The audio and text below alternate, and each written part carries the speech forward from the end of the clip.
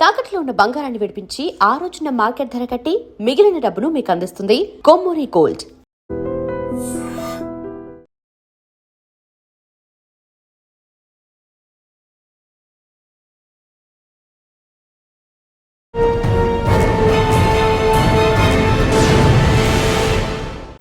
మీరెందుకు పోలీసు అవ్వాలనుకున్నారు? నేను యాక్చువల్గా ఏ రోజు కూడా పోలీస్ ఆఫీసర్ కావాలనుకోలేదు. మీరు యూనిఫామ్ వేసుకున్నారు, మీ ఫాదర్ కోరిక నెరవేర్చారు. ఫస్ట్ పోస్టింగ్ ఎక్కడ వచ్చారు? ఫస్ట్ పోస్టింగ్ కంటే ముందు మా ఫాదర్ ఇంట్లో 9 మంది ఉన్నారు, నువ్వు లాస్ట్ కొడుకు, పోలీస్ డిపార్ట్మెంట్లో పనిచేస్తే సో అది మాత్రం వద్దు, నాకు పేరు తీసుకొని రా, నీకు ఏదైనా డబ్బు అవసరమైతే నన్ను అడుగు కానీ ప్రజలను అడగద్దు. ఆ ఒక్క పదం కోసము నా ఎంటైర్ కెరీర్లో ఈవెన్ ఒకరోజు ట్రాన్స్ఫర్ అయితే కూడా నేను లెక్క చేయలేదు. ఇప్పుడు ఆలగడ్డ మీరు వెళ్ళేసరికి మీకు వచ్చిన ఛాలెంజ్ ఏముంది? అక్కడున్న ఫ్యాక్షనిజంతో నాకు ఎలాంటి ప్రాబ్లం రాదు. ఎవరైతే పెద్ద మనిషి పంచాయతీ చేస్తారో ఆ పంచాయతీ చేసిన పెద్ద మనిషి మాట వినకపోతే ఆ మనిషి తర్వాత చదువుతూనే సమాధానం చెప్పాలి. అట్లాంటి సిచ్యువేషన్స్ ఉండేవి. అది ఆటోమేటిక్గా క్రిమినల్ అయిపోతుంది. ఆ క్రిమినల్లో కూడా ఎస్పెషల్లీ ఆలగడ్డ అంటేనే that is called Bambulagadda. So అట్లాంటి సిచ్యువేషన్తో బాంబు ఎక్స్ప్లోడ్ అయితే ఎన్ని చూస్తుంటారు బాంబులు సౌండ్లు? మీరు గొడవ జరిగిన రోజే ఒక 100 బాంబులు. ఆలగడ్డ బాంబులగడ్డ మారణ కారణం ఏంటండి? Allagadda earlier it is an ఆవులగడ్డ, it is a small village. ఒకప్పుడు పడకంలో ఆవులగడ్డ అనేవాళ్ళు. డిపార్ట్మెంట్ మీకు సపోర్ట్ చేస్తుందా? మ్యాక్సిమం సపోర్ట్ చేసింది. ఎక్స్పీరియన్స్తో 2 కుటుంబాల మధ్య. కానీ మీ నాన్నగారు ఎందుకు టార్గెట్ అయ్యారు? మోరోవర్ ఇంపాక్ట్ ఎలా ఉండేదంటే ఉరవకొండ కాన్స్టిట్యున్సీ ఇంటికి వచ్చి కొట్టారా, పిలిపించి కొట్టారు? లేదు, వెహికల్ వాడేవాడు కాదు, 4 వీలర్ కానీ. ఆ విధంగా ఆర్టీసీ బస్సులో వెళ్తుంటే ఆర్టీసీ బస్సును అటకాయించి మా ఫాదర్ని పాయింట్ బ్లాంక్లో ఫైర్ చేసి చంపడం జరిగింది. ఇక్కడ గుర్తులేనా? గుత్తి మా విలేజ్ మధ్యలో. ఒక పోలీసు ఉన్న సిఏ పనిచేస్తున్న పత్తికొండకి ఇప్పుడు డిఎస్పీ పత్తికొండకి మార్పు వచ్చిందా? సేమ్ అవన్నీ ఉన్నాయి. సో అప్పుడున్న కపట్రాల అటెస్టేజ్ 11 మంత్స్ జరిగింది. జరిగిన తర్వాత 3 సిఐలు పారిపోతే చెప్తే నేను స్ట్రైట్గా చేసేవాడిని కానీ నేను సరెండర్ అయ్యేవాడిని కాదు. కపట్రాల ఫ్యాక్షన్ లేకుండా చేయడము, కోటకొండ ఫ్యాక్షన్ లేకుండా చేయడము, ఇంకా గుండ్లకొండ ఫ్యాక్షన్ లేదు. Welcome to crime diaries. ఈ వారం మన guest one of the best police officer in Kurnool district. పేరు పి వెంకటరామయ్య గారు, డిఎస్పీ పత్తికొండ. వెంకటరామయ్య గారు పోలీస్ డిపార్ట్మెంట్కి వచ్చి తర్వాత కొంతకాలం ఆ నాన్నగారి కోరిక మేరకు ఆ నాన్నగారి ఆశయాలు నెరవేర్చడానికి రాజకీయ నాయకుడిగా వెళ్ళి ఎమ్మెల్యేగా పోటీ చేశారు. కానీ కొన్ని కారణాల వల్ల ఓడిపోవడంతో తిరిగి యూనిఫామ్ వేసుకున్నారు. యూనిఫామ్ వేసుకున్న తర్వాత అదే పవర్తో అదే షార్ప్తో మళ్ళీ ఉద్యోగం చేస్తున్నారు. ఇదంతా ఒక పార్ట్ అయితే, వెంకటరామయ్య గారికి ఎక్కడ పనిచేసినా ఆ జిల్లాలో ఏ ఇష్యూ జరిగినా దాన్ని టాక్టిఫుల్గా చేయడంతో కాకుండా పక్క ఆధారాలతో శిక్ష పడేలా చేయడంలో ఆయనకు స్టైల్ ఉంది. కాబట్టి సీనియర్ ఆఫీసర్స్ అందరూ కూడా ఏ మేజర్ ఇష్యూ జరిగినా ఆయన్నే ముందుకు తీసుకొస్తారు. ఇటీవల జరిగిన కర్నూలులో బస్ యాక్సిడెంట్ తర్వాత నుంచి గతంలో తీసుకుంటే చాలా కేసుల్లో ఆయన రోల్ ఉండి కనిపిస్తుంది. ప్రస్తుతం పత్తికొండ ఫ్యాక్షన్కి పుట్టిన పత్తికొండలో ఇప్పుడు ఆయన ఉన్నారు. పత్తికొండ ఫ్యాక్షన్ జిల్లా ఫ్యాక్షన్ గ్రామాలు ఉన్నాయి. ప్రస్తుతం ఫ్యాక్షన్ ఉందా లేదా అనే విషయంతో పాటు ఇటీవల జరుగుతున్న క్రైమ్ పట్ల ప్రజలు ఎలాంటి అవగాహన నేర్చుకోవాలి, ఇప్పుడు డిపార్ట్మెంట్కి వస్తున్న వాళ్ళు నేర్చుకోవాల్సిన విషయాన్ని వెంకటరామయ్య గారు తెలుసుకుంది. సార్ నమస్తే అండి. నమస్కారం అండి. పి వెంకటరామయ్య గారు, డిఎస్పీ పత్తికొండ. పత్తికొండ అనగానే కర్నూలు జిల్లా కదా, రాయలసీమ మొత్తం కూడా దీని చుట్టూ తిరుగుతుందండి. కప్పట్రాల కానీ దేవరకొండ కానీ అన్నీ కూడా ఫ్యాక్షన్ పుట్టినవి. బయటికి మాత్రం కామ కనిపిస్తాయి కానీ ఎక్కడో ఏదో జరుగుతూనే ఉంటుంటుంది. ఒక టీ కప్లో తుఫాన్ లాగా ఉంటుంటుంది. ఇప్పుడు మీరున్న పత్తికొండలో ఫ్యాక్షన్ గ్రామాలు ఎన్ని అవుట్ పోస్టులు ఉన్నాయి, ఫ్యాక్షన్ ఉందా లేదా, కంట్రోల్ అయిందా, ఈ విషయాలతో పాటు గతంలో మీకు చెప్పినట్లుగా కొన్ని కేసుల్లో మీ రోల్ కనబడడం, ఇటీవల జరిగిన కర్నూలు బస్ యాక్సిడెంట్లో జరిగిన కారణం ఏంటి, అంటే దాదాపు 13-14 బస్సులు దాటిన తర్వాత ఈ ట్రావెల్స్ మిస్ అవ్వడం వల్ల దానికి అంటే డ్రైవర్ మిస్టేక్ అనుకోవచ్చా లేదా ఇంకెవరు మిస్టేక్ అనేది క్లారిటీ చెప్పే ముందు బి వెంకటరామయ్య గారు పోలీస్ డిపార్ట్మెంట్ రావడం, తిరిగి పొలిటీషియన్ అవ్వడం, తిరిగి కద్దరు చొక్కా అయిపోయి యూనిఫామ్ వేసుకోవడం వెనక్కి స్టోరీ చెప్పండి. బేసిక్గా I hails from a remote corner village of Gutti mandal. అంటే గుత్తి మండలంలో ఒక చిన్న రిమోట్ గ్రామం నుండి నేను వచ్చానండి. మా గ్రామంలో ఇప్పటికీ whether you believe it or not 149 ration cards ఉంటాయి. అవును, అంత అంటే ఓన్లీ 149 కుటుంబాలు మాత్రమే ఉన్నాయి. It is a small village. But అయినప్పటికీ కూడా ఆ స్మాల్ విలేజ్ నుండే నాకు ఈ ఎమోషన్స్ కానీ బాండింగ్ కానీ పబ్లిక్ సర్వీస్ చేయాలన్నది కానీ మా ఫాదర్ నుండి కొద్దిగా లెగసీ అనేది మెయింటైన్ చేయాలని మొదటి నుంచి కూడా గట్టిగా. నాన్నగారు ఏం చేసేవారండి? మా నాన్నగారు యాక్చువల్గా ఒక రైతు అండి. But he was sarpanch of a group of villages, that is Peddoddi panchayat in Gutti mandal. Peddoddi Anaganidoddi, I'm native of Anaganidoddi village. Peddoddi అనేది గ్రామ పంచాయతీ హెడ్ క్వార్టర్, అంటే ఈవెన్ మా విలేజ్ పంచాయతీ హెడ్ క్వార్టర్ కూడా కాదు. తర్వాత చెర్లోపల్లి, మారినపల్లి అని ఈ 4 విలేజెస్ అంటే గ్రూప్ ఆఫ్ విలేజెస్ కలిపి ఒక పంచాయతీగా పిలిచేవారు. బట్ దానికి వ్యాస్ట్ జ్యూరిడిక్షన్ ఏమంటే గుత్తి టౌన్ కంటే కూడా ఏరియా ఎక్కువ ఉంటుంది. విలేజ్ స్మాల్ అయినప్పటికీ పంచాయతీ చిన్నదైనప్పటికీ కూడా పంచాయతీ ఏరియా అంటే జ్యూరిడిక్షన్ అనేది చాలా పెద్దగా, ఈవెన్ గుత్తి టౌన్ కంటే కూడా గుత్తి గ్రామ పంచాయతీ ఒకప్పుడు, ఇప్పుడు మున్సిపాలిటీ అయింది, దానికంటే కూడా చాలా పెద్దగా ఉండేది. ఓకే, అక్కడ నుండి నేను రావడం జరిగింది. సో చిన్నప్పుడు మా ఫాదర్తో పాటు ఆయన యాక్టివిటీ అన్నీ కూడా గమనించేవాడిని. ఆయన 34 years ఈ వాజ్ సర్పంచ్ ఆఫ్ పెద్దొడ్డి గ్రామ పంచాయతీ. తర్వాత సబ్సిక్వెంట్గా 1998 he was assassinated by the Naxalites. So అక్కడ ఎప్పుడైతే మా ఫాదర్ చనిపోయాడో కొంత నాకు డైవర్షన్ అనేది, కొంత ఆయన గ్యాప్ ఫిల్ చేయాల్సిన పరిస్థితి ఒకటి. మోరోవర్ ఎక్స్ట్రీమిస్ట్ యాక్టివిటీ కాబట్టి మా బ్రదర్స్ ఎవరు కూడా ఎలివేట్ కాలేకపోవడానికి ఒక ఆబ్స్టికల్ కావాలి. మీరు ఎందుకు పోలీసు అవ్వాలనుకున్నారు? నేను యాక్చువల్గా ఏ రోజు కూడా పోలీస్ ఆఫీసర్ కావాలనుకోలేదు. ఇది యాక్చువల్గా మా థర్డ్ బ్రదర్కి పోలీస్ ఆఫీసర్ కావాలని ఉండింది. మేము 5 members బ్రదర్స్. అందులో third brother he tried his level best at 1989. అయితే ఆయన 167 సెంటీమీటర్స్ ఉన్నాడు, 167.6 ఉండాలి.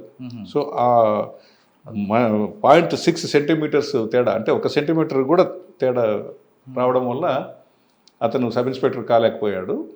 నేను శ్రీకృష్ణదేవరాయ యూనివర్సిటీ, అంటే ఫస్ట్ బేసిక్గా మా గ్రామంలో అనంతపూర్ డిస్ట్రిక్ట్ అనగాదొడ్డి గ్రామంలో ఎలిమెంటరీ స్కూల్ చదువుకున్నాను up to 5th class. 6th to 10th వచ్చేసి గుత్తి, అంటే మండల్ హెడ్ క్వార్టర్, అప్పుడు తాలూకా హెడ్ క్వార్టర్స్ అనేవాళ్ళు.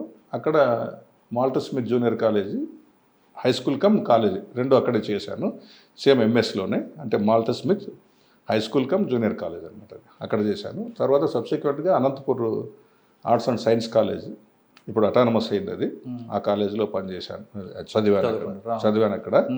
పనిచేసేది అనేది ఓవర్ఫ్లో అవుతుంది, ఎందుకంటే నేను ప్రెస్టీజియస్ కాలేజ్ అది, మొత్తం ఎంటైర్ రాయలసీమ ఇంక్లూడింగ్ నెల్లూరు. అంటే రాయలసీమ అంటే నెల్లూరుని కూడా మనకు ఎస్వి యూనివర్సిటీ పరిధి కింద చూసేవాళ్ళు. ఆ పరిధిలో ఉన్న కాలేజెస్లో ది బెస్ట్ కాలేజ్ అది. ఇక్కడ మనకు డాక్టర్ సర్వేపల్లి రాధాకృష్ణ గారు అక్కడ లెక్చరర్గా పనిచేశారు. స్పేస్ చైర్మన్ యుఆర్ రావు గారు అక్కడే చదువుకున్నారు. నీలం సంజీవ్ రెడ్డి గారు అక్కడే చదువుకున్నారు. సో అట్లాంటి కాలేజీలో నేను ప్రెస్టీజియస్ కాలేజీలో అక్కడ చదువుకున్నా. Now my daughter is working as a degree college lecture, regular, not ఏదో ఏమంటారంటే పార్ట్ టైం కానీ కాంట్రాక్ట్ బేసిస్ కానీ లేకపోతే టైం స్కేల్ కానీ, ఆ విధంగా కాకుండా సర్వీస్ కమిషన్ ద్వారా ఎగ్జామినేషన్ ద్వారా యంగెస్ట్ అసిస్టెంట్ ప్రొఫెసర్ క్యాడర్లో జస్ట్ 25 yearsకే my daughter has been joined as a degree college lecturer. ఆ కాలేజ్లో నేను చదువుకున్నా. ఓకే, అంటే పోలీస్ అవ్వాలని ఎందుకు అనుకున్నారు? అదే నేను చదువుకున్నప్పుడు మా బ్రదర్ ఏం చేశారంటే, అదైన తర్వాత ఎస్కే యూనివర్సిటీ అక్కడికే వస్తున్నా. ఎస్కే యూనివర్సిటీ క్యాంపస్లో నేను ఎంఏ కంప్లీట్ అయిన తర్వాత ఒక లాగా ప్రాక్టీస్ చేయాలా, మనకు అవసరం ఉంటుంది. ఎందుకంటే మనకు ప్రతి కేసులు ఎవరో అడ్వకేట్ దగ్గరికి పోవాలా, అది ఇది ఎందుకురా, ఒక లా చేద్దామని చెప్పేసి మా ఫాదర్ అనుకున్నారు. అని అంటే సరే అని చెప్పేసి నాకు లాలో కూడా మంచి ర్యాంక్ వచ్చింది, ఇది స్టేట్ ర్యాంక్ 26th ర్యాంక్ వచ్చింది నాకు. సో అప్పుడు ఎస్కే యూనివర్సిటీ క్యాంపస్లో కానీ ఉస్మానియా యూనివర్సిటీ క్యాంపస్లో కానీ లా జాయిన్ కావడం అంటే ప్రెస్టీజియస్ ఇష్యూ. సో అందులో ఎస్కే యూనివర్సిటీ క్యాంపస్లోనే నేను ఎక్కడైతే ఎంఏ చేస్తున్నానో అక్కడే రావడం జరిగింది వితౌట్ ఎనీ గ్యాప్. సో లా అడ్మిషన్స్ రోజే మా బ్రదర్ వచ్చాడు. ఆయన 1989లో సబ్ ఇన్స్పెక్టర్గా ట్రై చేశాడు. ఆయన బికాజ్ ఆఫ్ హైట్ కాలేకపోయాడు. మా ఇంట్లో 5 మంది ఉంటే 5 మందిలో ఈజ్ ద షార్ట్, అంటే 5'6" ఉండడం కూడా షార్టే. 167 చెప్పాను కదా, 167.6 ఉండాలి, 167 ఉన్నారు. సో ఆయన డ్రీమ్ అంతా కూడా వీడు హైట్ ఉన్నాడు, తర్వాత కాంపిటేటివ్ ఎగ్జామినేషన్స్ ప్రిపేర్ అవుతున్నారు, అంత షార్ప్నెస్ ఉంది, వీడు ట్రై చేయడం లేదని చెప్పేసి మా ఫాదర్కి చెప్పి, మా ఫాదర్ ద్వారా బలవంతంగా నా దగ్గరకు వచ్చాడు. వచ్చి ఎస్ఐ సెలక్షన్స్కి నువ్వు సెలెక్ట్ అవుతావో లేదో నాకు సంబంధం లేదు, నీకు డబ్బులు పంపించాడు అని బలవంతంగా నాకు జేబులో డబ్బులు పెట్టి, నువ్వు సెలక్షన్స్కి సెలెక్ట్ అవుతావో లేదో సంబంధం లేదు కానీ కర్నూలుకి వెళ్ళాలి, కర్నూలుకి వెళ్ళి సెలక్షన్స్లో పార్టిసిపేట్ చేయాలి, నువ్వు సెలక్షన్స్కి పోతేనే ఇంటికి రానిస్తాడంట నాన్నగారు, లేదంటే నువ్వు ఇంట్లోకి రావాల్సిన పని లేదు, నువ్వు ఎక్కడ ఉంటావు సంబంధం లేదు అని చెప్పేసి అని ఆ విధంగా ప్రెజర్ చేశారు. సరే అని నవ్వుకొని, ఇంకా మా ఫాదర్ చెప్పినాడంటే ఆయన అజాత శత్రువు ఉన్నట్లు, సో ఆయన చెప్పిన దానికి మేము ఎవరు కాదనే దానికి లేదు. సో ఇమ్మీడియట్గా సరే నాన్న చెప్పారు కదా నేను వెళ్ళిపోతామని అడ్మిషన్స్ రోజే, అడ్మిషన్స్ రోజే నేను వెళ్ళాను. వెళ్ళి జస్ట్ కళ్ళు మూసుకొని ఎప్పటికెందుకంటే నేను స్పోర్ట్స్లో యాక్టివ్గా ఉండేవాడిని, తర్వాత స్టడీస్లో యాక్టివ్గా ఉండేవాడిని, ఆల్రెడీ సివిల్స్ ప్రిపేర్ అవుతుండేవాడిని. సో కళ్ళు మూసుకొని పరిగెత్తడము, ఫిజికల్ సెలక్షన్ అయిపోవడము, తర్వాత వెంటనే ఇమ్మీడియట్గా ఎగ్జామినేషన్ కూడా చూడండి. మార్చి 19th నాది physical fitness test, I have qualified. February 19th, March 3rd examination జరిగింది. జస్ట్ చూడండి డేస్ అంతే. రిటర్న్ ఎగ్జామినేషన్ అయిపోయింది. రిటర్న్ ఎగ్జామినేషన్ అయిపోయిన తర్వాత మేలో ఇంటర్వ్యూలు జరిగాయి, జస్ట్ వితిన్ 2 months. ఇంకా తర్వాత అపాయింట్మెంట్ ఆర్డర్స్ వస్తాయనే లోపు రాజీవ్ గాంధీ అసాసినేషన్ జరిగిపోవడం ఒక 2 months డిలే అయిపోయి July 15th అంతా అడ్మిషన్స్. మోరోవర్ ఎంత లక్కీయెస్ట్ అదే కొంత మాకు సీనియారిటీలో కూడా కొంత వెనకబడడానికి కారణమైంది. అనంతపూర్ పోలీస్ ట్రైనింగ్ కాలేజీకి రావడం, ఎస్కే యూనివర్సిటీ క్యాంపస్ నుండి అనంతపూర్ పోలీస్ ట్రైనింగ్ కాలేజీకి వచ్చి జస్ట్ ఆ లగేజ్ తీసుకెళ్ళి ఇక్కడికి రావడం జరిగింది. సో అట్లా ఇంట్లో వాళ్ళ ఒత్తిడి వలన, ముఖ్యంగా మా బ్రదర్, థర్డ్ బ్రదరు ప్లస్ మా ఫాదర్, వీళ్ళ యొక్క ప్రెజర్ వల్ల నేను పోలీస్ డిపార్ట్మెంట్లో జాయిన్ కావడం జరిగింది. యాక్చువల్గా నాకు పోలీస్ డిపార్ట్మెంట్ ఇంట్రెస్ట్ ఉండేది కాదు. నేను లాగా ప్రాక్టీస్ చేసుకొని లా ప్రొఫెషన్గా దాన్ని ఒక ప్రొఫెషన్గానే తీసుకొని తర్వాత ఏదైనా ఒక కొంత ఎలివేట్ కావాలని చెప్పేసి అంటే జడ్జెస్గా కానీ అట్లా పోవాలని చెప్పేసి అనేది ఉండింది. మీరు యూనిఫామ్ వేసుకున్నారు, మీ ఫాదర్ కోరిక నెరవేర్చారు. ఫస్ట్ పోస్టింగ్ ఎక్కడ వచ్చింది? ఇంకొక విషయం చెప్పాలి, ఎందుకంటే బికాజ్ ఆఫ్ ఫస్ట్ పోస్టింగ్ కంటే ముందు మా ఫాదరు నాకు జాబ్ వచ్చిన వెంటనే ట్రైనింగ్ కాలేజీకి పోయి అక్కడ జాయిన్ కావాలి.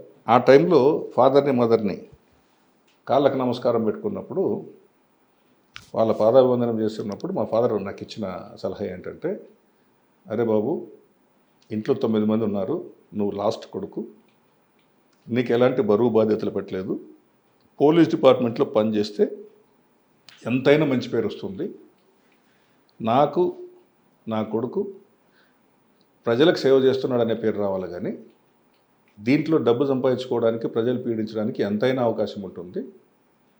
సో అది మాత్రం వద్దు, నాకు పేరు తీసుకొనిరా, నీకేదైనా డబ్బు అవసరమైతే నన్ను అడుగు కానీ ప్రజలను అడగద్దు అని చెప్పేసి అన్నారు.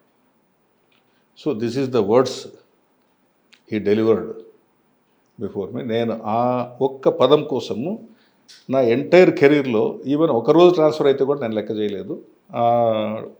ట్రాన్స్ఫర్స్ని ఎప్పుడూ లెక్క చేయకుండా కేవలం మా ఫాదర్ చెప్పిందే నాకు గుర్తుండేది. అయితే మా ఫాదర్ చనిపోయిన తర్వాత నేను తిరిగి పోలీస్ ట్రైనింగ్ కాలేజీకి వెళ్ళడం జరిగింది. సో అక్కడ దాదాపు 9 years ఉన్నా. సో 15 years దాదాపు ఆయన వర్డ్ మీద స్టిక్ అని ఉన్నా. ఆ తర్వాత ఆయన చనిపోయిన తర్వాత సొసైటీ విలువ, మనుషుల విలువ, మనీ విలువ అన్నీ తెలుసుకున్నా. సో తెలుసుకొని నేను కొంత అంటే అవినీతి అనేది కాదు కానీ ఎప్పుడు కూడా జాయిన్ అయినప్పటి నుంచి ఈ రోజు దాకా పోలీస్ ఇమేజ్ తగ్గుతుందని చెప్పేసానంటే అంతకంటే దౌర్భాగ్యం ఏం లేదు. పోలీస్ ఇమేజ్ కోసం ఏ ఎక్స్టెంట్ దాకా అయినా సరే నేను I will try my level best. అది సో నాకు ఇచ్చిన ఫస్ట్ బేసిక్గా ఇండక్షన్ ట్రైనింగ్ అనేది అనంతపూర్ పోలీస్ ట్రైనింగ్ కాలేజ్లో జాయిన్. అంటే ఇప్పట్లాగా స్టైఫంటరీ ఎస్ఐస్ అనేవాళ్ళు కాదు. డే ఆఫ్ ఎప్పుడైతే అపాయింట్మెంట్ ఆర్డర్ వస్తుందో అదే రోజే మాకు ఫుల్ ఫ్లెడ్జ్డ్ పోలీస్ ఆఫీసర్స్, అంటే ఫుల్ శాలరీ కూడా వచ్చేది. So Anantapur police training college రావడం జరిగింది.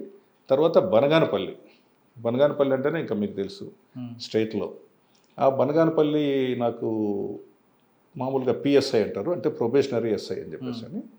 సో అక్కడ ప్రొబేషనరీ ఎస్ఐగా ఉన్నప్పుడు ఆయన చనిపోయారు.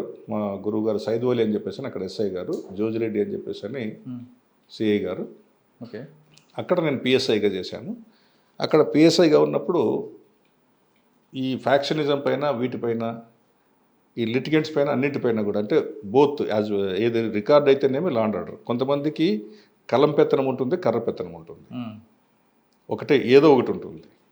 సో మా గురువులందరూ కూడా మావాడికి కర్ర పెత్తనం ఉంది, కలం పెత్తనం రెండూ ఉన్నాయి, ఎక్కడైనా కూడా చేయించుకొని వస్తాడని చెప్పేసి అని అక్కడున్న ఫ్యాక్షన్స్లో కూడా మోరోవర్ కర్ర పెత్తనం కలం పెత్తనమే కాకుండా కొంచెం ధైర్యం ఉండాలి.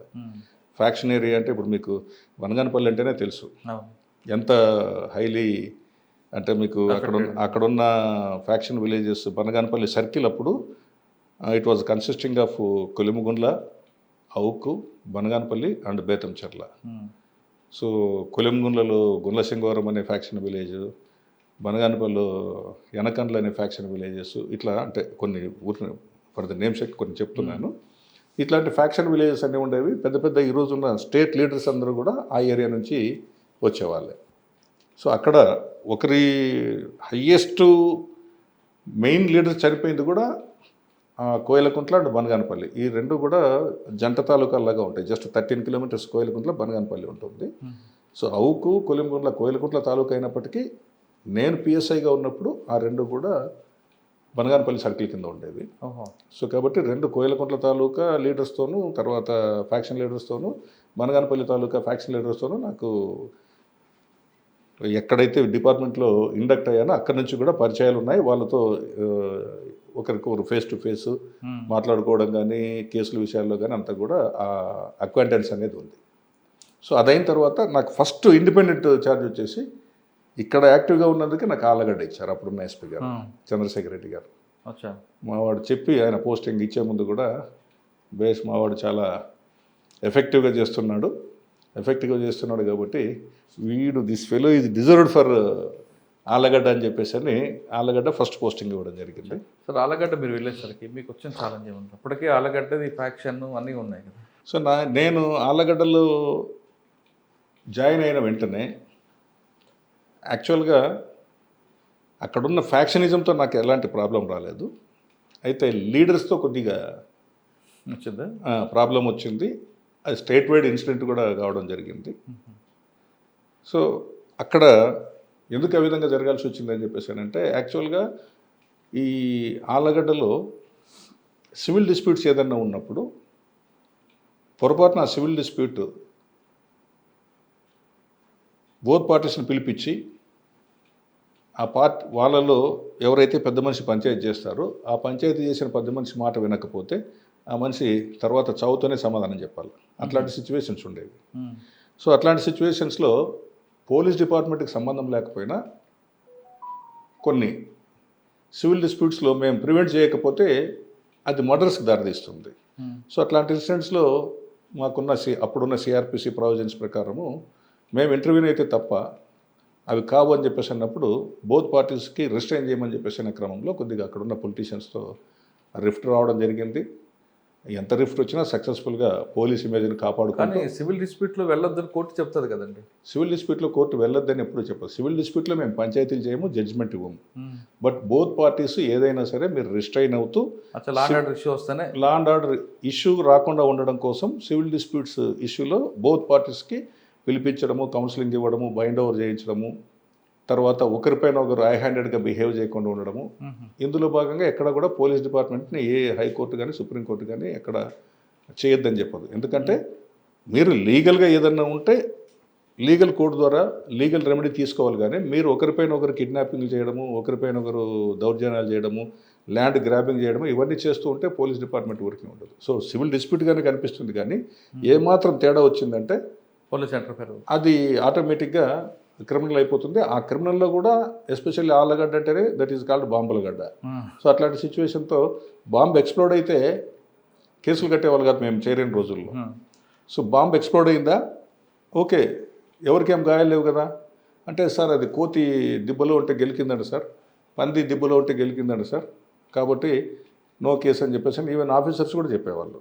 సో ఎవరికైనా ఇంజరీస్ ఉన్నాయా అప్పుడు కేసు కట్టండి. ఎంతకాలం పనిచేస్తారంటే మీరు? నాకు 1.5 years ఎస్ఐగా పనిచేశాను. ఎన్ని చూస్తుంటారు బాంబుల సౌండ్లు మీరు? గొడవ జరిగిన రోజే ఒక 100 బాంబులు పేలి ఉంటాయి. నాకు అప్పుడున్న దెన్ ఎమ్మెల్యే గారికి గొడవ జరిగిన రోజే 100 బాంబులు పేలి ఉంటాయి. సో ఆ బాంబులు పేలేతారు, ఓకే, కేసులు పెట్టుంటారు. కానీ అసలు బాంబులు ఉన్న ఏరియా వెళ్ళి ముందు దాన్ని కనిపెట్టడం, వాళ్ళు తీసుకోవడం, రెస్క్యూ చేయడం చేయలేదా? చేశాం, చాలా సీజ్ చేసాం. అట్లాంటివన్నీ కూడా ఏదైనా ప్రయర్ ఇన్ఫర్మేషన్ ఉంటే అట్లాంటి ఇన్ఫర్మేషన్తో బాంబులు సీజ్ చేయడం కానీ. ఎన్ని చేస్తుంటారు మీరు అలా సీజ్ చేయడం? చాలా చేస్తుంటారు, 100లోనే. సీజ్ చేస్తే మ్యాక్సిమమ్ మినిమం 20కి తక్కువ ఏమి ఉండవు బాంబ్ సీజ్ చేస్తే. సో ఎందుకంటే విచ్చలవిడిగా ఒక ఫ్యాక్టరీ లాగా ఉండేది. బాంబ్ మేకర్స్ అక్కడే తయారయ్యేవాళ్ళు, అక్కడే తయారు చేసుకునే వాళ్ళు. ఆళ్ళగడ్డ బాంబుల గడ్డ మారడానికి కారణం ఏంటండి? Allagadda earlier it is an ఆవులగడ్డ.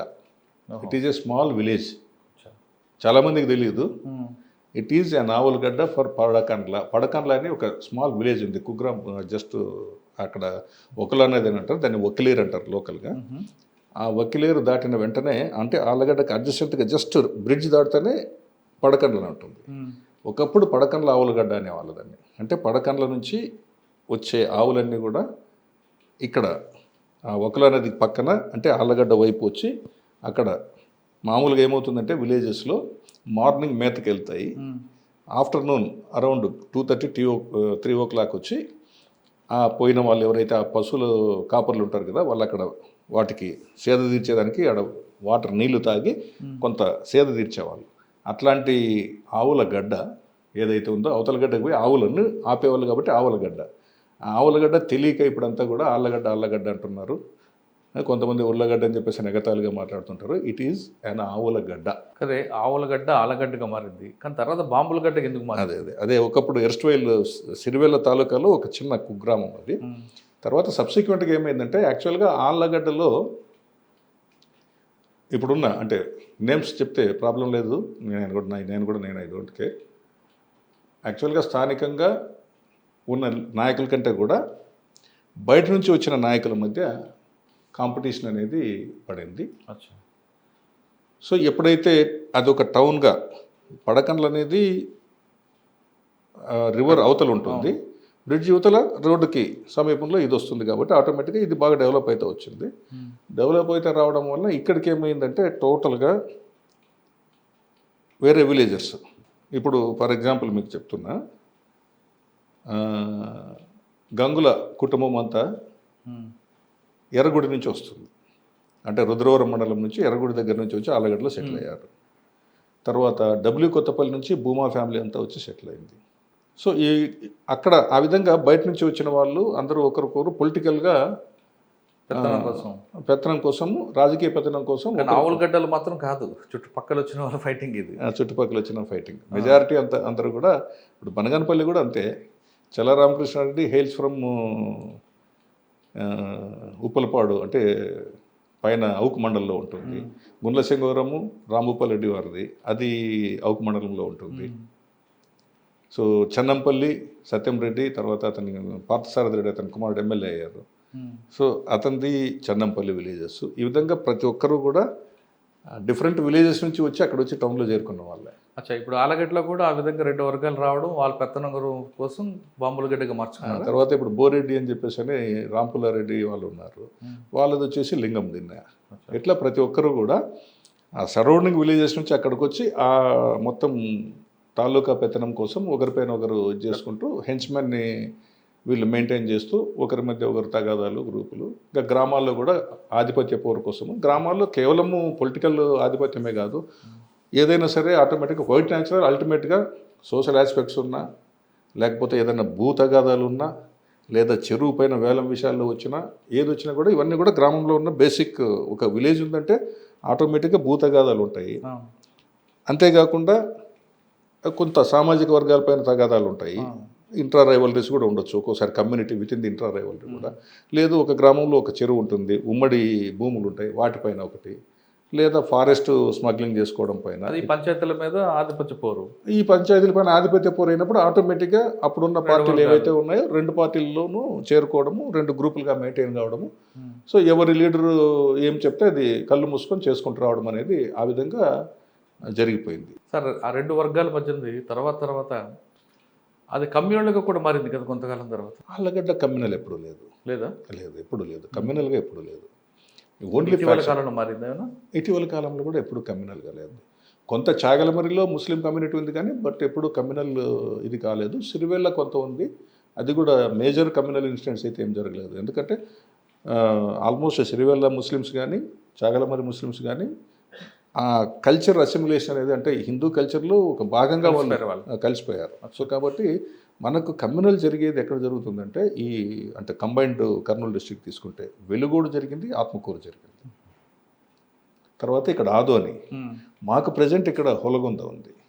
So అక్కడ కమ్యూనల్ జరుగుతాయి, కానీ ఆలగడ్డలో ఇంతవరకు ఎక్కడ కూడా ఈవెన్ బనగానపల్లి కూడా లేదు ఇప్పుడు కమ్యూనల్. సార్ మీరు 1.5 yearలో ఆలగడ్డలో మీకు బాగా గుర్తుండిపోయిన సంగతి చెప్పండి, ప్లస్ ఆర్ మైనస్.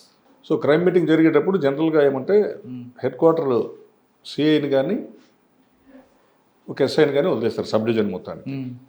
కానీ అక్కడ సబ్ డివిజన్లో అన్ని పోలీస్ స్టేషన్లో ఏం జరిగినా కూడా వీడుంటే కంట్రోల్ అవుతుందని చెప్పేసి అనే నమ్మకంతో నన్ను అక్కడ హెడ్ క్వార్టర్స్లో వదిలేసి వెళ్ళిపోవడం జరిగింది. సో కాబట్టి ఎక్కడ ఏం జరిగినా వెంటనే ఇమ్మీడియట్గా మేము వీ హ్యావ్ టు రష్. అప్పుడు నా limits Allagadda rural limits, but Chagalamarri అనేది వేరే ఉంది.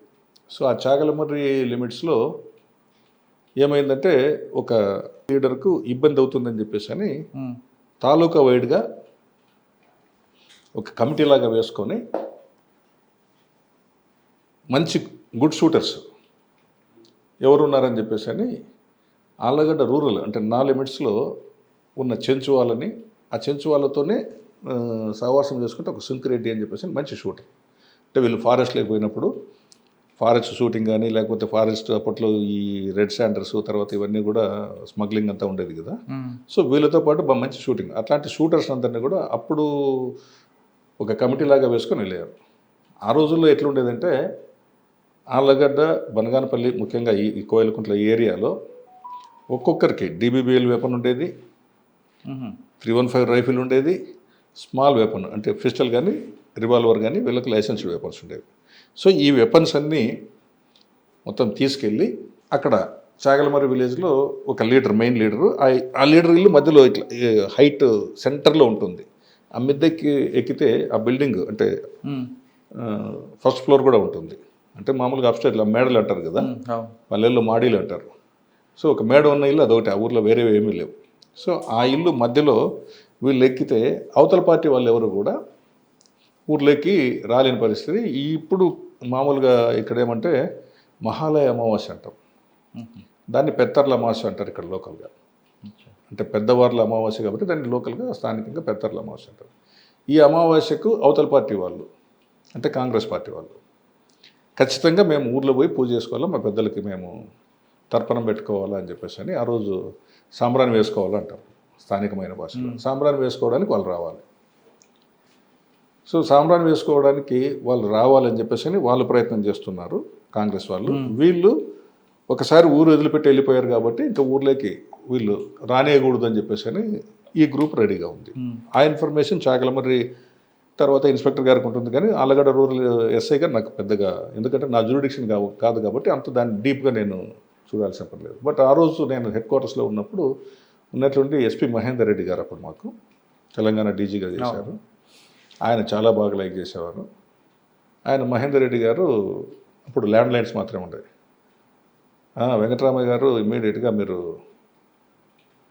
ఈ చాగలమర్రి లిమిట్స్లో రాంపల్లికి వెళ్ళండి, రాంపల్లిలో జస్ట్ లైక్ వార్ జరుగుతుంది, అటువైపు ఇటువైపు అన్నీ కూడా తుపాకులు తీసుకొని ఫైరింగ్ జరుగుతుంది, అర్జెంటుగా మీరు వెళ్ళండి అన్నారు. సో ఇప్పట్లాగా పెద్ద ఫోర్స్ ఉండేది కాదు. నాకు పోలీస్ స్టేషన్ మొత్తం ఉన్నది ఒక హెడ్ కానిస్టేబుల్ 8 మెంబర్స్.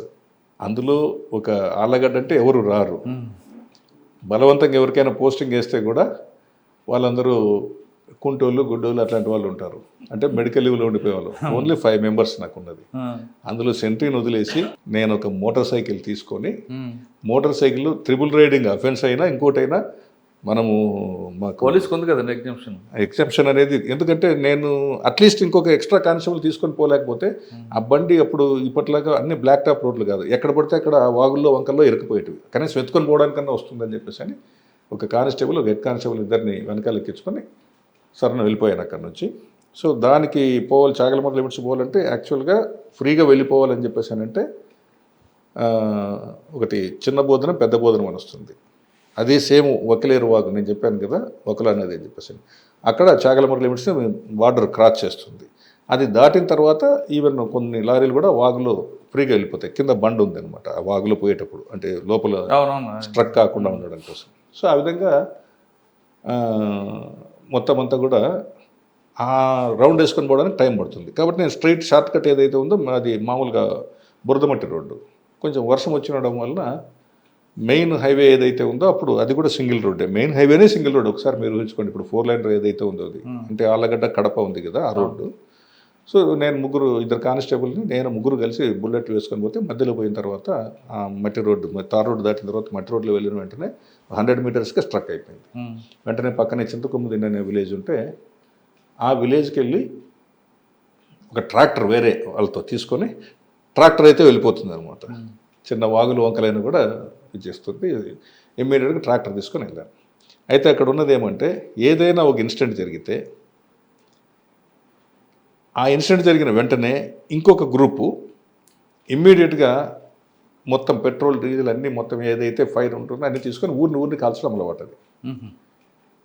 సో ఇక్కడ నేను ముందే చెప్పాను కదా, డ్రామాటిక్గా మొత్తం గుడ్ షూటర్స్ అందరినీ తీసుకొని వచ్చారు, పైన పెట్టుకున్నారు ఒక పార్టీ. ఇంకొక పార్టీ వాళ్ళకు ఫైరింగ్, అంటే నేను గ్లోరిఫై చేసి చెప్తున్నాను కాదు కానీ ఫైరింగ్ రాదు, ఏమి రాదు. జస్ట్ అప్పటికప్పుడు డైరెక్ట్గా ప్రిన్సిపల్ సెక్రటరీ దగ్గర నుంచి పర్మిషన్ తీసుకొని వెపన్స్ లైసెన్స్ తీసుకొని వచ్చారు. కొత్త వెపన్స్ పర్చేజ్ చేసుకున్నారు ఆర్మ్స్ డిపో నుండి. ఆ వెపన్స్ మేము వెపన్స్ తీసుకొని పోతాం కదా అని చెప్పేసి అని వీళ్ళు వెపన్స్ తీసుకొని ఊర్లోకి వెళ్తున్నారు. ఆ ఊర్లోకి వెళ్ళే క్రమంలో పై వైపు నుండి ఫైరింగ్ వస్తుంది ఆపోజిట్ పార్టీ నుండి. వీళ్ళు లోపలికి వెళ్ళాలి. ఈ ఫైరింగ్ జరిగే క్రమంలో ఏమైందంటే పైనుంచి ఈవెన్ చెంచు వాళ్ళు కూడా ఉన్నారని కదా, వాళ్ళు విల్లంబులతో కూడా వేస్తున్నారు, ఫైరింగ్ జరుగుతోంది. సో వీళ్ళు కొత్తగా ఆ రోజే తీసుకున్న తుపాకులు తీసుకొని, అంటే ఆ రోజు అంటే ఒక 4-5 డేస్ ముందంటే లైసెన్స్డ్ వెపన్స్ కొత్తగా తీసుకున్నారు. సో వీళ్ళు ఇంకొక పార్టీ. వీళ్ళు లోపలికి వచ్చిన తర్వాత అందులో ఒకడు ఆ ఫైరింగ్ వస్తూ ఉంటే వాడికి అసలు నేను తర్వాత ఫర్దర్ ఇంటరాగేషన్లో నేను అడిగితే ఏమైందంటే, ఎలా కొట్టేవరా నువ్వు అని చెప్పేసి, ఎవరైతే గుడ్ షూటర్ అని చెప్పేసి అని అహోబిలం నుంచి తెచ్చారో అతనికి కరెక్ట్గా ఇక్కడ పడింది చిన్న ఇంజరీ.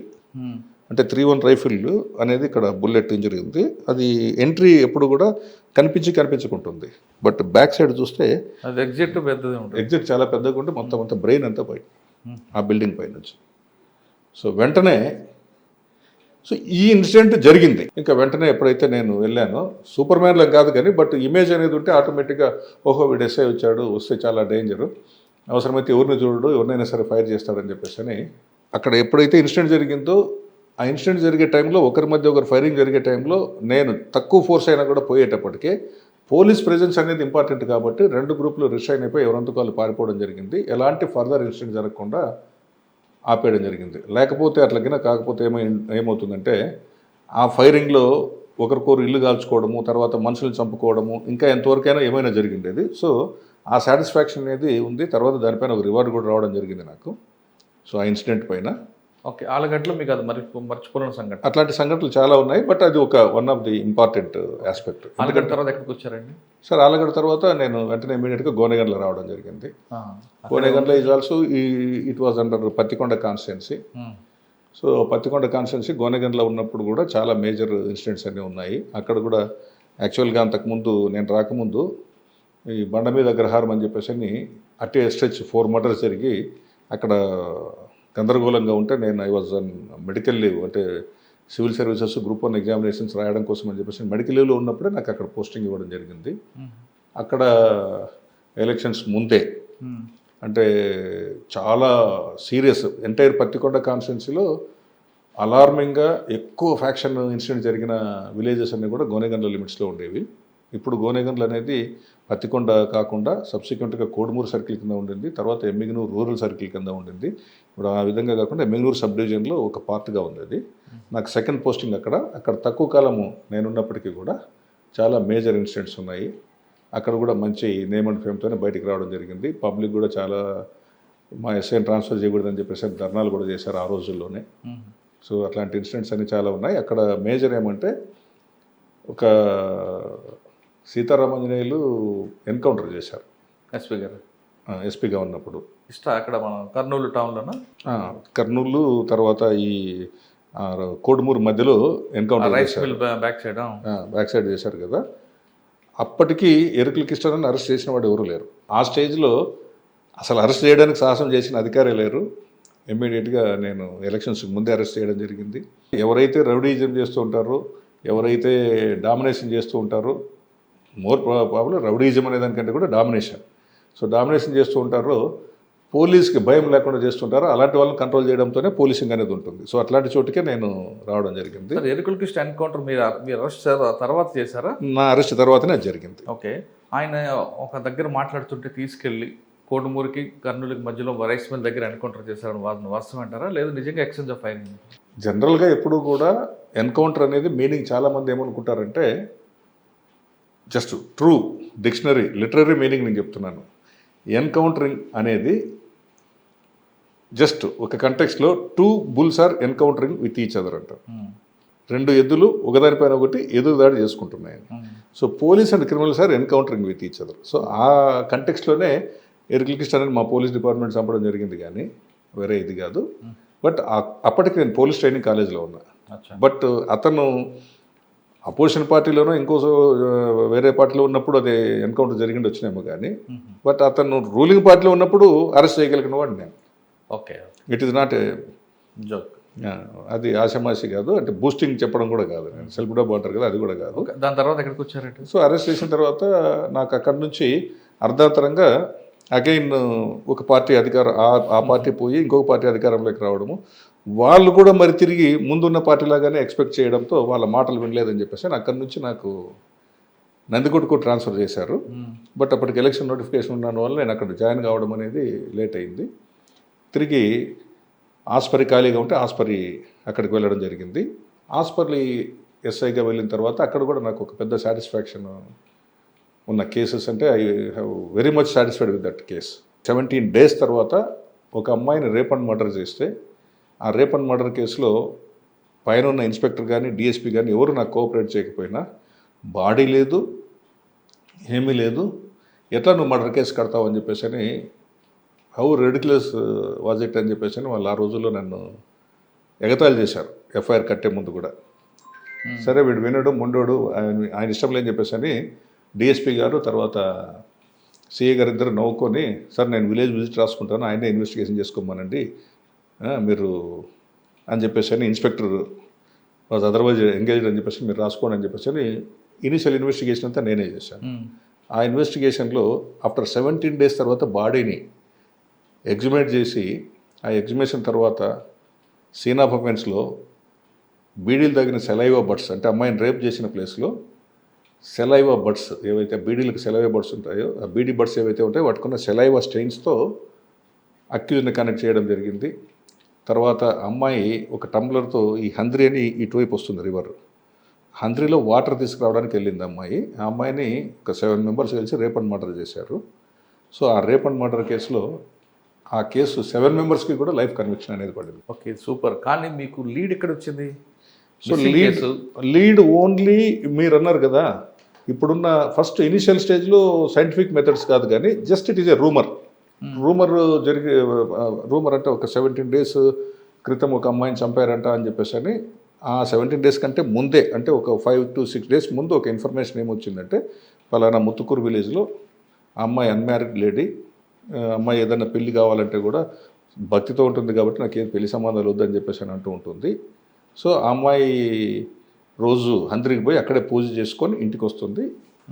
కాకపోతే వాళ్ళ ఫాదర్ వాళ్ళు ఒక ఈ ఐడిఆర్ అంటే సారా కేసుల్లో ఆ ఇంటి పక్కల వాళ్ళపైన ఇన్ఫర్మేషన్ ఇచ్చి పట్టించారని చెప్పేసి అది మనసులో పెట్టుకొని ఈ అమ్మాయిని ఆ ఫ్యామిలీకి డ్యామేజ్ చేయాలనే ఉద్దేశంతో ఈ అమ్మాయి సింగిల్గా హంద్రి రివర్కి వెళ్ళినప్పుడు 7 members మాట వేసి అమ్మాయిని రేప్ చేసి మర్డర్ చేశారు. మర్డర్ చేసిన తర్వాత తీసుకొచ్చి బరీడ్ చేశారు.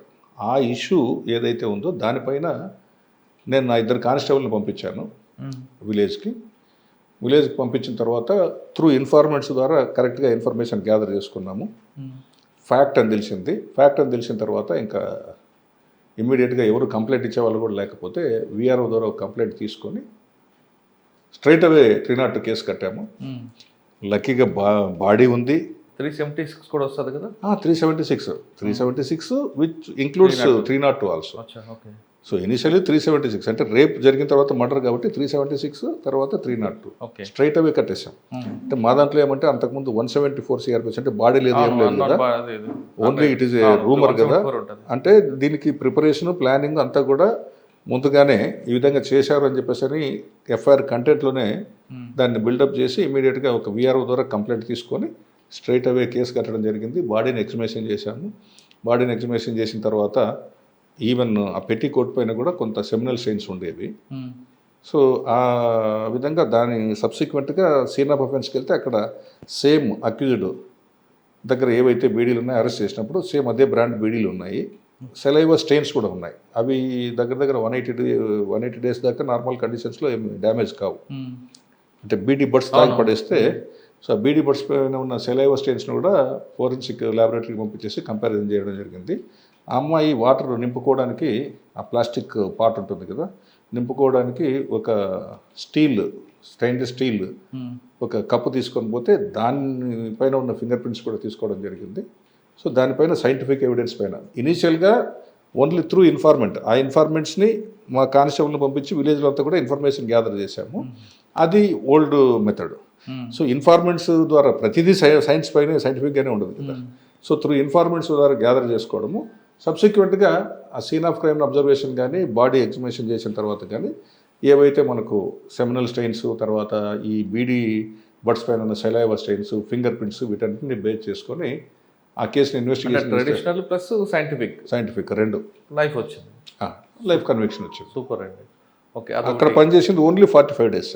45 డేస్లో ఓన్లీ 45 డేస్. తర్వాత ఎక్కడికి వచ్చారు? తర్వాత నేను మరి again I went on medical leave for preparing civil service and group 1 examination. After 8 months I was posted to Tuggali. తుగ్గలికి వచ్చి మధ్యలో మీ నాన్నగారి మీద అటాక్ జరగడం ఆ సంఘటన ఎప్పుడు జరిగింది? ఈ సంఘటన అంతా కూడా నేను చెప్పిన 96 ఇన్సిడెంట్, ఇప్పుడు తుగ్గలి అనేది 96 చెప్తున్నాను. 97, 98 ఇన్సిడెంట్స్ జరిగాయి. 98లో మా ఫాదర్ ఈ was assassinated by the Naxalites. అంటే తుగ్గిలి తర్వాత? తుగ్గిలి తర్వాత. తుగ్గిలి ఇంకోటి కూడా కొత్తపల్లి కూడా ఉంది పోస్ట్. ఆ రెండింటిలో ఏమున్నాయి మీకు మెమరబుల్? సో తుగ్గిలి మెమరబుల్ అని చెప్పేసానంటే తుగ్గిలి నాకు 1 monthకే ట్రాన్స్ఫర్ చేశారు. ఎందుకు? అక్కడ పొలిటీషియన్ ఫైటింగ్, అక్కడ పొలిటికల్గా ఒక మేజర్ ఇన్సిడెంట్ జరిగింది. మా కానిస్టేబుల్స్ తర్వాత పొలిటీషియన్స్ అందరూ కూడా ఒకరిపైన ఒకరు కేసులు పెట్టుకున్నారు. నేను I supported to the department and elevated. అక్కడ తుగ్గిలి ఎస్ఐ బదిలీకి రాజకీయ నాయకులు భారీ యత్నాలు చెప్పేసి ఒక పెద్ద టైటిల్. తర్వాత తుగ్గిలి పోలీసులకు రాజకీయ నాయకులకు ప్రచ్ఛన్న యుద్ధం అని ఒక టైటిల్. ప్రచ్ఛన్న యుద్ధంలో విజేతలు. రీజన్ ఏంటి అంటే నేను రాజకీయ నాయకుడిని అరెస్ట్ చేశాను. సో అరెస్ట్ చేసిన రూలింగ్ పార్టీ. సో బ్రాండ్ ఒక్కొక్క చోట ఒక్కొక్క పోయేటప్పటికే irrespective of any party, ruling లేదు ఏం లేదు. నేను అంతకుముందు ఎర్కిల్ కృష్ణ రూలింగ్లో ఉన్నప్పుడు అరెస్ట్ చేశాను. సో ఇక్కడ రూలింగ్లో ఉన్నప్పుడు అది పేరు కూడా చెప్తాను, తుగ్గిలి నాగేంద్ర అని చెప్పేసి అరెస్ట్ చేశాం. సో ఈ has got blessings with present CM అప్పుడు. సో అతను మా కానిస్టేబుల్స్ పైన 353 కేసు ఉంది అటాక్ చేసినాం. సో అతను కౌంటర్ కేసు వచ్చేసి 353 కేసు పెట్టించాడు. 354 కేసు, 353 ఇతని పైన. అంటే పబ్లిక్ సర్వెంట్ ఎవరైతే మా కానిస్టేబుల్స్ ఉన్నారో విధుల్లో అడ్డుకున్నందుకు 353 వస్తుంది. 354 అతను వేరే లేడీతో మా వాళ్ళ మీద కేసు పెట్టించాడు. సో ఆ కేసు పెట్టించిన లేడీ వచ్చేసి లక్కీగా నాకు పరిచయం ఉన్న వ్యక్తుల బంధువు. వాళ్ళని పిలిపించేసి పోలీస్ డిపార్ట్మెంట్ పైన ఇట్లా ఫాల్స్ కేసులు ఎలా పెడతారని చెప్పేసి దాన్ని రెఫర్ చేయడము. రెఫర్ చేసిన తర్వాత ఇమ్మీడియట్గా వీళ్ళ పైన ఉన్న కేసు ఏదైతే ఉందో మా కానిస్టేబుల్స్ పెట్టిన కేసు నాగేంద్ర పైన ఉందో దాంట్లో డిఎస్పీ గారికి చెప్పి నేను లైవ్గా పార్టిసిపేట్ చేయడం జరిగింది, అరెస్ట్ చేయడం జరిగింది. తర్వాత నాగేంద్ర కూడా ఈ విధంగా డిపార్ట్మెంట్కి అగెనిస్ట్గా పోవడం అనేది మంచిది కాదని చెప్పేసి కౌన్సిలింగ్ కూడా ఇవ్వడం జరిగింది. సో ట్రాన్స్ఫర్ వచ్చింది. దాంతో అది అట్లాంటి ఇన్సిడెంట్స్. ఇంకొక అప్పుడు ఎంపీపీ ఉన్నాడు, ఆయన పేకాడ దగ్గర దొరికితే ఆయన అరెస్ట్ చేశాను. సో అంతా మన పార్టీ వాళ్ళనే, మనం మినిస్టర్గా ఉంటే మన కాన్స్టిట్యున్సీలో మన వాళ్ళని అరెస్ట్ చేస్తున్నాడు ఏంటి ఈయన అని చెప్పేసి. మనకు లా అండ్ ఆర్డర్ ప్రాబ్లం ఏది రాకుండా మనం చూసుకోవడమే తప్ప వేరే ఏం కాదు. సో దట్ పోలీస్ ఇమేజ్ అనేది ఎక్కడున్నా కూడా ఇది. అక్కడ నాకేమైందంటే అన్ని కూడా మీకు పొలిటికల్ ట్రాన్స్ఫర్లు ఎక్కువ, పొలిటికల్ ట్రాన్స్ఫర్లు కావు. సో 1 monthకే ట్రాన్స్ఫర్ చేశారు. 1 monthకే ట్రాన్స్ఫర్ చేస్తే కొత్తపేట మేజర్ మెమరబుల్ ఇన్సిడెంట్ ఏమంటే ఎంటైర్ స్టాఫ్ ఒక ఆఫీసర్కి అనుగుణంగా మీరందరూ మా ఎస్ఐ గారిని ట్రాన్స్ఫర్ చేస్తే మొత్తం స్టేషన్ స్టాఫ్ అంతా మేము కూడా మెడికల్ లీవ్లో వెళ్ళిపోతామని చెప్పేసి అందరూ వెళ్ళిపోయారు. అందరూ వెళ్ళిపోయారు ఎక్సెప్ట్ సెంట్రీ. సో ఆ వెళ్ళిపోయిన తర్వాత అప్పుడు ఇంటెలిజెన్స్ ఐజీ గారు, తర్వాత అప్పుడున్న కోటేశ్వరరావు ఎస్పీ గారు అందరూ కలిసి లేదు పోలీసు మొరల్ డౌన్ అవుతుంది, ఈ విధంగా పనిచేసిన వాళ్ళని ట్రాన్స్ఫర్ చేసుకుంటే పోతే బాగుండదని చెప్పేసి అని ఇమ్మీడియట్గా మరి రిటైన్ చేయడం జరిగింది. తుగ్గిలి సేమ్ 1 monthకే ఒక ట్రాన్స్ఫరు, మరి అగైన్ రిటైన్ చేయడం జరిగింది. రిటైన్ చేసిన తర్వాత మరి అగైన్ నెక్స్ట్ మంత్కి అంతా పిలిపించి అడిగితే, సార్ అప్పుడు పొలిటీషియన్స్ ట్రాన్స్ఫర్ చేశారు, నేను పోలేదు, ఇప్పుడు మీరు ఒక పోలీస్ ఆఫీసర్గా నన్ను ట్రాన్స్ఫర్ చేయండి, వాళ్ళు ఏదో శ్రీకాకుళం అక్కడ ఇక్కడ పంపిస్తామంటున్నారంట, జోనల్ సిస్టమ్ ఉంది సార్ ఇది, వాళ్ళకి తెలియదేమో, ఒకవేళ మహా అయితే ట్రాన్స్ఫర్ చేయగలిగితే నల్లమల్ల ఫారెస్ట్కి వేయచ్చు, అది ఆత్మకూరు కావచ్చు కొత్తపల్లి కావచ్చు అని చెప్పేసి, ఓహో అలా ఉన్నావా నువ్వు అని చెప్పేసి ఆయన నవ్వి, సరే కొత్తపల్లికి వేస్తున్నానయ్యా నిన్ను అని చెప్పేసి కొత్తపల్లికి వేయడం జరిగింది. సో కొత్తపల్లి నేను అక్కడ కూడా 2 months చేశాను. 2 months చేసిన తర్వాత ప్రతి చోట కూడా నేను పోయిన ప్రతి చోట కూడా ఏమైందంటే, వీడు ఇక్కడ ఇంత బాగా చేశాడు అంతకంటే బాగా చేయాలని ఎక్స్పెక్టేషన్, ఆ పబ్లిక్ ఎక్స్పెక్టేషన్కి ఇంకా మనం అంతకంటే ప్రతి చోట కూడా పొలిటీషియన్స్తో చేసుకుంటూ పోవడం వల్ల కొంత బాగా రైవల్రీ అనేది వచ్చేసింది. సో దానివల్ల మన కెరీర్ అనేది మనము మూర్ఖంగా పోతూ బిల్డప్ చేసుకోకుండా అనవసరంగా ఎందుకు పోవాలని చెప్పేసి అని, నాకు అప్పటికి ఇంకా ఏజ్ ఉండింది, నేను జస్ట్ 23+కే 24th yearలో వచ్చాను నేను జాబ్. రావడం వల్ల ఇంకా అటెంప్ట్స్ ఉన్నాయి కాబట్టి సివిల్ సర్వీసెస్ కానీ గ్రూప్స్ కానీ ప్రిపేర్ కావచ్చు అని చెప్పేసి అని I my self opted to go to police training college Anantapur, where I joined. అక్కడ జాయిన్ అయ్యి ప్రశాంతంగా ప్రిపేర్ అవుదాం అనుకుంటే ఇంటి దగ్గర ఈ ఎక్స్ట్రీమిస్ట్ ప్రాబ్లం వచ్చి జస్ట్ 97 June జాయిన్ అయ్యాను. 98 August my father was assassinated by the Naxalites. దళం ఎవరు అప్పుడు? దళం వచ్చేసి కొండపల్లి సీతారామయ్య గ్రూప్. కానీ మీ నాన్నగారు ఎందుకు టార్గెట్ అయ్యారు? So actually my father was a land lord, ఒక 300 acres ల్యాండ్ ఉండింది. బట్ అక్కడ నేను ఎప్పుడు కూడా విక్టిమ్ కార్డు ఉపయోగించను, కానీ ఎంత నష్టం చేసినా ఏం డ్యామేజ్ చేసినా ఇప్పుడు చూస్తున్నాం కదా, ప్రతి ఒక్కరు కూడా మైనారిటీ అని లేకపోతే లోయర్ కమ్యూనిటీ అని చెప్పేసి అని. I belongs to lower community, BC, Boya, Valmiki. So ఇతను ఇంత లోయర్ కమ్యూనిటీకి సంబంధించిన వాడు అయినప్పటికీ కూడా ఇంత ఎలివేట్ అవుతున్నాడు కదా అని చెప్పేసి చుట్టుపక్కల ఉన్న విలేజెస్లో అంతా కూడా, ఈవెన్ గుత్తి నేను చెప్పాను కదా మా విలేజ్లో 169 రేషన్ కార్డ్స్ ఉన్న విలేజ్ అయినప్పటికీ కూడా మా ఫాదర్ గుత్తి టౌన్కి వెళ్తే మొత్తం గుత్తి టౌన్ మొత్తం అంతా కూడా ఈయన ఏం చెప్తే అది జరిగేది. మోరోవర్ ఈయన ఇంపాక్ట్ ఎలా ఉండేదంటే, ఉరవకొండ కాన్స్టిట్యున్సీ, గుంటకల్ కాన్స్టిట్యున్సీ, తాడిపత్రి కాన్స్టిట్యున్సీలో ఒక 3-4 మండల్స్, ఇటువైపు Dhone constituency, Pattikonda constituency, majority అంతా కూడా he has got very good relations with the public. అని ఇంటికి వచ్చి కొట్టారా, పిలిపించి కొట్టారా? లేదు, యాక్చువల్గా ఈయన ఏంటంటే, ఈయన 300 acres ల్యాండ్ లార్డ్ అయినప్పటికీ వెహికల్ వాడేవాడు కాదు, 4-wheeler కానీ ఏదైనా. ఎందుకంటే నేను అజాత శత్రువుడు, నాకెవరు శత్రువులు ఉన్నారని చెప్పేసి అనేవాడు. మా అందరికీ కూడా మీరు చదువుకోవాలా, గ్రామంలో మిగతా వాళ్ళ మాదిరి ఉండకూడదు అని చెప్పేసి అని ఆ రోజుల్లో 3 గవర్నమెంట్ ఎంప్లాయీస్ అయ్యాం అవుట్ ఆఫ్ 5 sons. సో మాకందరికీ కూడా ఎడ్యుకేషన్ పైన బాగా ప్రయారిటీ ఇస్తూ ఫ్యాక్షనిజం కానీ ఇట్లాంటివన్నీ ఏది ఉండకూడదు అని చెప్పేసి అని అందరికీ కూడా చెప్పేవాళ్ళు. అయితే మా డిఫెక్ట్ అంటే ఆయన ఓన్ డిఫెక్ట్ అని చెప్పడం కాదు, కానీ అదొక తలరాత అనుకోవాలా. చుట్టుపక్కల ఉన్న విలేజెస్లో అంతా కూడా 2 గ్రూపులు ఏవైతే ఉన్నాయో ఆ గ్రూప్లో ఏదో ఒక గ్రూపు కానీ లేదా 2 గ్రూపులు కానీ మా ఫాదర్కి డైరెక్ట్గా బ్లడ్ రిలేటివ్స్ అంతా ఎక్కువ ఉన్నారు. ఇప్పుడు కొంగనపల్లి 7 murders జరిగాయి చూడండి, అక్కడ ఓన్ బ్రదర్ ఇన్ లాస్ మధ్యనే నక్సలైట్స్ ఇంటర్ఫియర్ అయ్యి 7 members చంపారు. మా ఫాదర్ ఇన్సిడెంట్ జరిగిన తర్వాత జస్ట్ 1 month 1 week ఇన్సిడెంట్ జరిగింది. So they are directly related with my father. అక్కడున్న బోత్ గ్రూప్స్, ఒక గ్రూప్లో మా చిన్నాన్నకు అంటే మా ఫాదర్ బ్రదర్ సొంత చిన్నాన్న ఆ పెళ్లి చేసుకున్నారు. వీళ్ళ జస్ట్ ఎవరైతే ఒక గ్రూప్కి పిల్లనిచ్చారో వాళ్ళకు అటువైపు గ్రూప్కి 2 గ్రూపుల మధ్య నక్సల్స్ రావడము. సో పేరుకే నక్సలిజం, కానీ నక్సలిజం అంటే ఏముంది వాస్తవంగా, క్లాస్ స్ట్రగుల్, వర్గ పోరాటం. ఏ వర్గ పోరాటం అంటే భూస్వాములకి తర్వాత సాధారణమైన పబ్లిక్కి వర్గపోవటం. కానీ ఇక్కడ అనంతపురం జిల్లాలో ఎక్కడ భూస్వామ్యం వస్తుంది? మా ఫాదర్ ఉండొచ్చు, 300 ఎకర్స్ ఉండొచ్చు, కానీ 3,000 ఎకరాలు, 10,000 ఎకరాలు, 30,000 ఎకరాలు కాదు కదా. ఈయన ఎంత హ్యాపీగా కష్టపడి ఆయన చదువుకొని ఆయన ఒక సివిల్ కాంట్రాక్టర్గా ఎదుగుతూ, తర్వాత ఈ ఆర్ఆక్, అప్పుడు ఆర్ఆక్ కూడా డైరెక్ట్ పబ్లిక్ యాక్షన్స్ వేసేవాళ్ళు, ఆర్ఆక్ కాంట్రాక్టర్గా చేస్తూ ఈ R&B కాంట్రాక్ట్ చేసుకుంటూ మమ్మల్ని చదివించుకుంటూ ఎలాంటి సపోర్ట్ లేకుండా కూడా ఆయన ఫైనాన్షియల్గా బాగా ఎదిగాడు. దానిపైన జలసీ ఉండింది. సో ఇన్ని కాన్స్టిట్యున్సీస్ ఈయన సింగిల్, మరి ఎట్లాంటి వ్యక్తి అంటే 4-వీలర్ యూజ్ చేయడు. నేను ఎన్నోసార్లు చెప్పాను, నేను చిన్నగా ఉన్నప్పుడు డిగ్రీ చదువుకున్న రోజుల్లో కూడా, మనకి ఎందుకు ఒక 4-వీలర్ తెచ్చుకుంటే అయిపోతుందంటే, లేదు జస్ట్ ఉన్నీలే 2-వీలర్లో. ఆ 2-వీలర్ కూడా టౌన్లోకి పోతే వాడేవాడు, కానీ ఆయన ఏం చెప్పేవాడంటే 1.5 కిలోమీటర్ ఉంటుంది మాకు బస్సు రోడ్ ఏ విధంగా ఉంటుందంటే topography, Gutti to Guntakal via Nagasamudram అనే విలేజెస్కి, అన్ని విలేజెస్ 1 కిలోమీటర్ 1.5 కిలోమీటర్ అటువైపు ఇటువైపు సౌత్ నార్త్ వస్తూ ఉంటాయి. అక్కడ నుంచి దిగి పొలాలన్నీ చూసుకుంటూ హ్యాపీగా పిల్లలతో, స్కూల్ పిల్లలతో పాటు నడుచుకుంటూ పోవడము, నడుచుకుంటూ 1.5 కిలోమీటర్ ఇక్కడ వస్తుంది, 1.5 కిలోమీటర్, రోజు 3 కిలోమీటర్స్ నడుస్తారు. ఎందుకంటే నాకు ఆరోగ్యం ఎవరిస్తారా, దేవుడు ఇస్తాడు నాకు అని చెప్పేసి అనేవాడు. అచ్చా. సో ఆ విధంగా ఆర్టీసీ బస్సులో వెళ్తుంటే ఆర్టీసీ బస్సును అటకాయించి మా ఫాదర్ని పాయింట్ బ్లాంక్లో ఫైర్ చేసి చంపడం జరిగింది. ఇక్కడ గుర్తులేనా? గుత్తి మా విలేజ్ మధ్యలో, అది అబ్బేదొడ్డి, మాది అనగాందొడ్డి విలేజ్.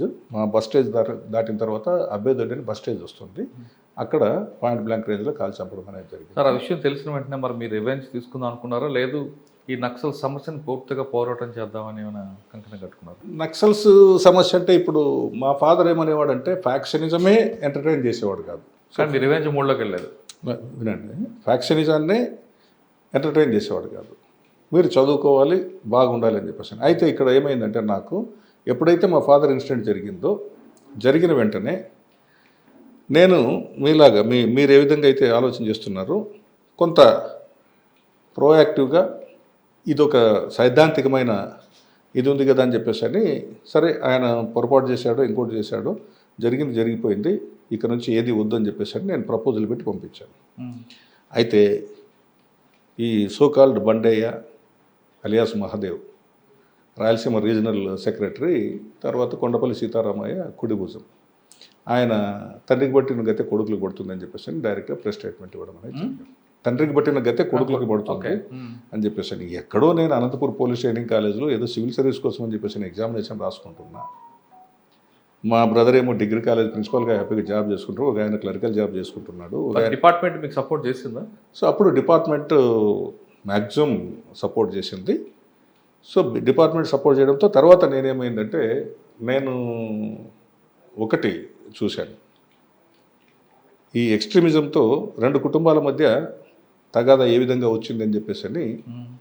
ఇప్పుడు మీకు మద్దెల చెరువు సూరి, పరిటాల రవి, కనుముక్కల చెన్నారెడ్డి, శ్రీరాములు. యాక్చువల్లీ మద్దెల చెరువు సూరి అంటే నారాయణ రెడ్డి, మద్దెల చెరువు నారాయణ రెడ్డి, శ్రీరాములు వర్సెస్ శ్రీరాములు. తర్వాత మద్దెల చెరువు సూరి, కనుముక్కల చెన్నారెడ్డి కొడుకు రమణారెడ్డి, ఓబుల్ రెడ్డి, వీళ్ళ మధ్య తగాదా చూశాను. సో ఒక పార్టీకి నక్సల్ సపోర్ట్ ఉంది అంటే రవికి.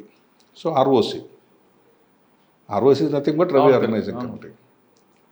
సో ఇక్కడ నేను కంపేర్ చేసుకున్నది ఏమంటే, ఒక వ్యక్తిగా మనము ఏమి చేయలేం, వ్యవస్థతో మనము పెట్టుకున్నాం.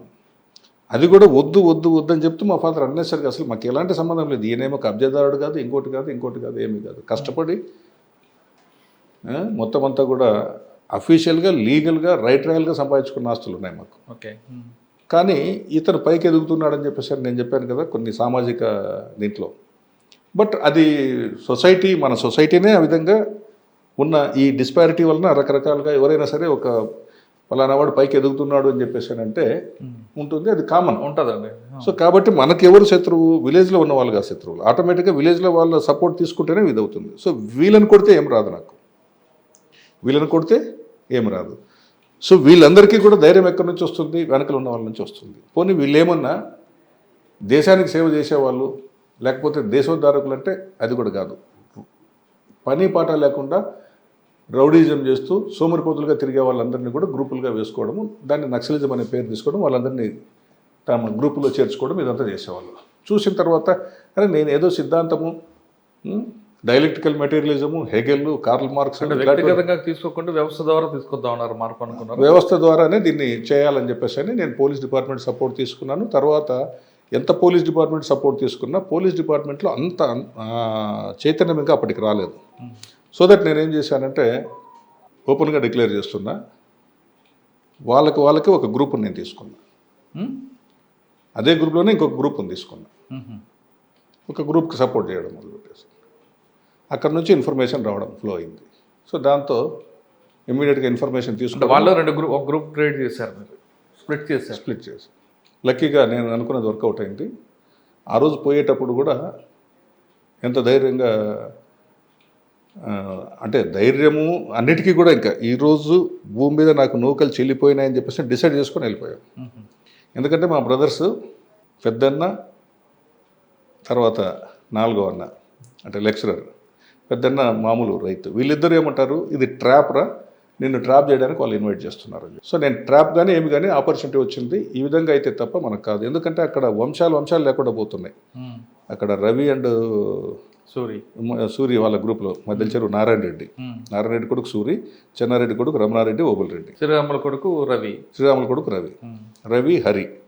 సో ఆ 2 గ్రూపుల మధ్య ఉన్న తగాద ఆర్గనైజేషన్తో మనము ఒక వ్యక్తిగా మనము ఎప్పుడు కూడా సాధ్యం కాదు. వ్యవస్థను ఎప్పుడు కూడా మనం ఏం చేయలేం. సో కాబట్టి వ్యవస్థనే మనము కౌంటర్గా పెడుతూ మనం ఏదైనా చేయాలని చెప్పేసి అని తీసుకొని ఒక గ్రూప్ని తీసుకొని ఆ గ్రూప్కి సపోర్ట్ చేయడం మొదలుపెట్టాము, డైరెక్ట్గా కాకుండా. సో దానివల్ల ఇన్ఫర్మేషన్ మనకు జస్ట్ ఇన్ఫర్మేషన్ కొరకే, ఇన్ఫర్మేషన్ తీసుకోవడము, పికప్ చేయడము, ఆటోమేటిక్గా పోలీస్ డిపార్ట్మెంట్ కాబట్టి మీరు అన్నట్లు ఎక్కడ ఇన్ఫర్మేషన్ వస్తే అక్కడ వాళ్ళు క్రాస్ ఫైరింగ్లో ఆటోమేటిక్గా మా ఫాదర్ కేసులో out of 36 members common man తప్ప రిమైనింగ్ నక్సలైట్స్ ఎవ్వరు కూడా లేరు. అందరూ కూడా they were encountered. Out of 36, 18 members were encountered. Okay, 36 మంది 18 మంది చనిపోయారు. 18 మంది దేవర్ ఎన్కౌంటర్డ్. అంటే bump off? No bump off కాదు, cross firing, exchange of fire. Okay, కానీ మీరు పోలీసు జాబ్ చేస్తూనే నక్సల్ గ్రూప్లో ఒక స్ప్లిట్ చేసుకొచ్చి ఒక ఇన్ఫర్మేషన్ తీసుకురావడం, బిల్డప్ చేసుకొచ్చారు. కాబట్టి పొలిటీషియన్గా ఎందుకు రావాల్సి వచ్చింది? ఇప్పుడు మా ఫాదర్ చనిపోయిన తర్వాత ఆ ఏరియాలో అంతా కూడా వ్యాక్యూమ్ అనేది వచ్చింది. ఆ వ్యాక్యూమ్ రావడం వలన నాకు రకరకాల ఎవరున్నారు ఇక్కడ అని చెప్పేసి అని ఆ గ్యాప్ని వ్యాక్యూమ్ని ఫిల్ చేయడం అనే దానికోసం కూడా ఆపర్చునిటీ ఎలా వచ్చిందంటే, అప్పుడు గాదిలింగప్ప అని చెప్పేసి సేమ్ మా కమ్యూనిటీ వాడు, మాకు ఆటోమేటిక్గా ఆయన బంధువు అవుతారు, అంటే డిస్టెంట్ రిలేటివ్. సో ఆయన ఎలాగంటే రామారావు పార్టీలో ఉండి రామారావు కోసమే లక్ష్మీ పార్వతి గ్రూప్లోకి వెళ్ళారు. చంద్రబాబు గారు ఇప్పుడు ప్రజెంట్ మినిస్టర్ గారు పయ్యావుల కేసు ద్వారా గాదిలింగప్ప గారిని వచ్చి జాయిన్ కమ్మని చెప్పేసి ప్రజెంట్ గౌరవ సీఎం గారు ఆయన ఇన్వైట్ చేస్తే కూడా ఈయన వెళ్ళలేదు గాదిలింగప్ప గారు. సో గాదిలింగప్ప గారి పైన ఎవరైతే కౌంటర్ బాగుంటుంది అని చెప్పేసి అని నాకు తెలియదు ఇదంతా జరుగుతుందని చెప్పేసి. సో వీళ్ళు రకరకాల సర్వే చేస్తే అందులో నా పేరు గుత్తి కాన్స్టిట్యున్సీకి, ఇప్పుడు గుంటకల్ అంటున్నారు, అప్పుడు గుత్తి మాత్రమే ఉండింది. గుంటకల్ కాన్స్టిట్యున్సీ హెడ్ క్వార్టర్ ఏ పార్టీ నుండి? టీడీపీ పార్టీ నుండి.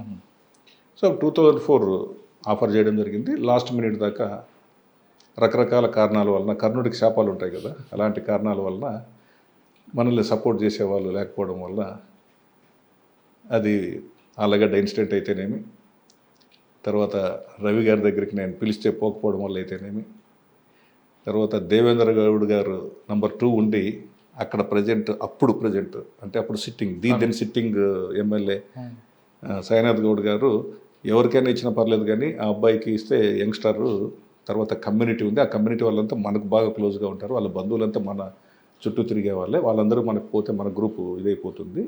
పరిటాల రవి గారు మీకు బాగా క్లోజ్ కదా, ఎందుకు మరి దగ్గర? పరిటాల రవి గారు క్లోజ్ ఏం కాదు కానీ బట్ రమ్మన్నారు. That was the only one opportunity has given, but నేను వెళ్ళలేదు. నేను చెప్పింది ఒకటి ఏమంటే, ఈ రోజైనా ఏ రోజైనా రాజకీయాల్లో నేను మర్రి వృక్షంలాగా ఎదగాలనుకుంటున్నాను. నేను ఎటువంటి పరిస్థితుల్లోనూ రవి గారి దగ్గరికి పోయి నేను పిలక మొక్కను కాదలుచుకోలేదు. సో ఇదే మాట చెప్పాను. అది కూడా మా ఫాదర్ బ్రదర్ని మీడియేషన్ పంపించారు.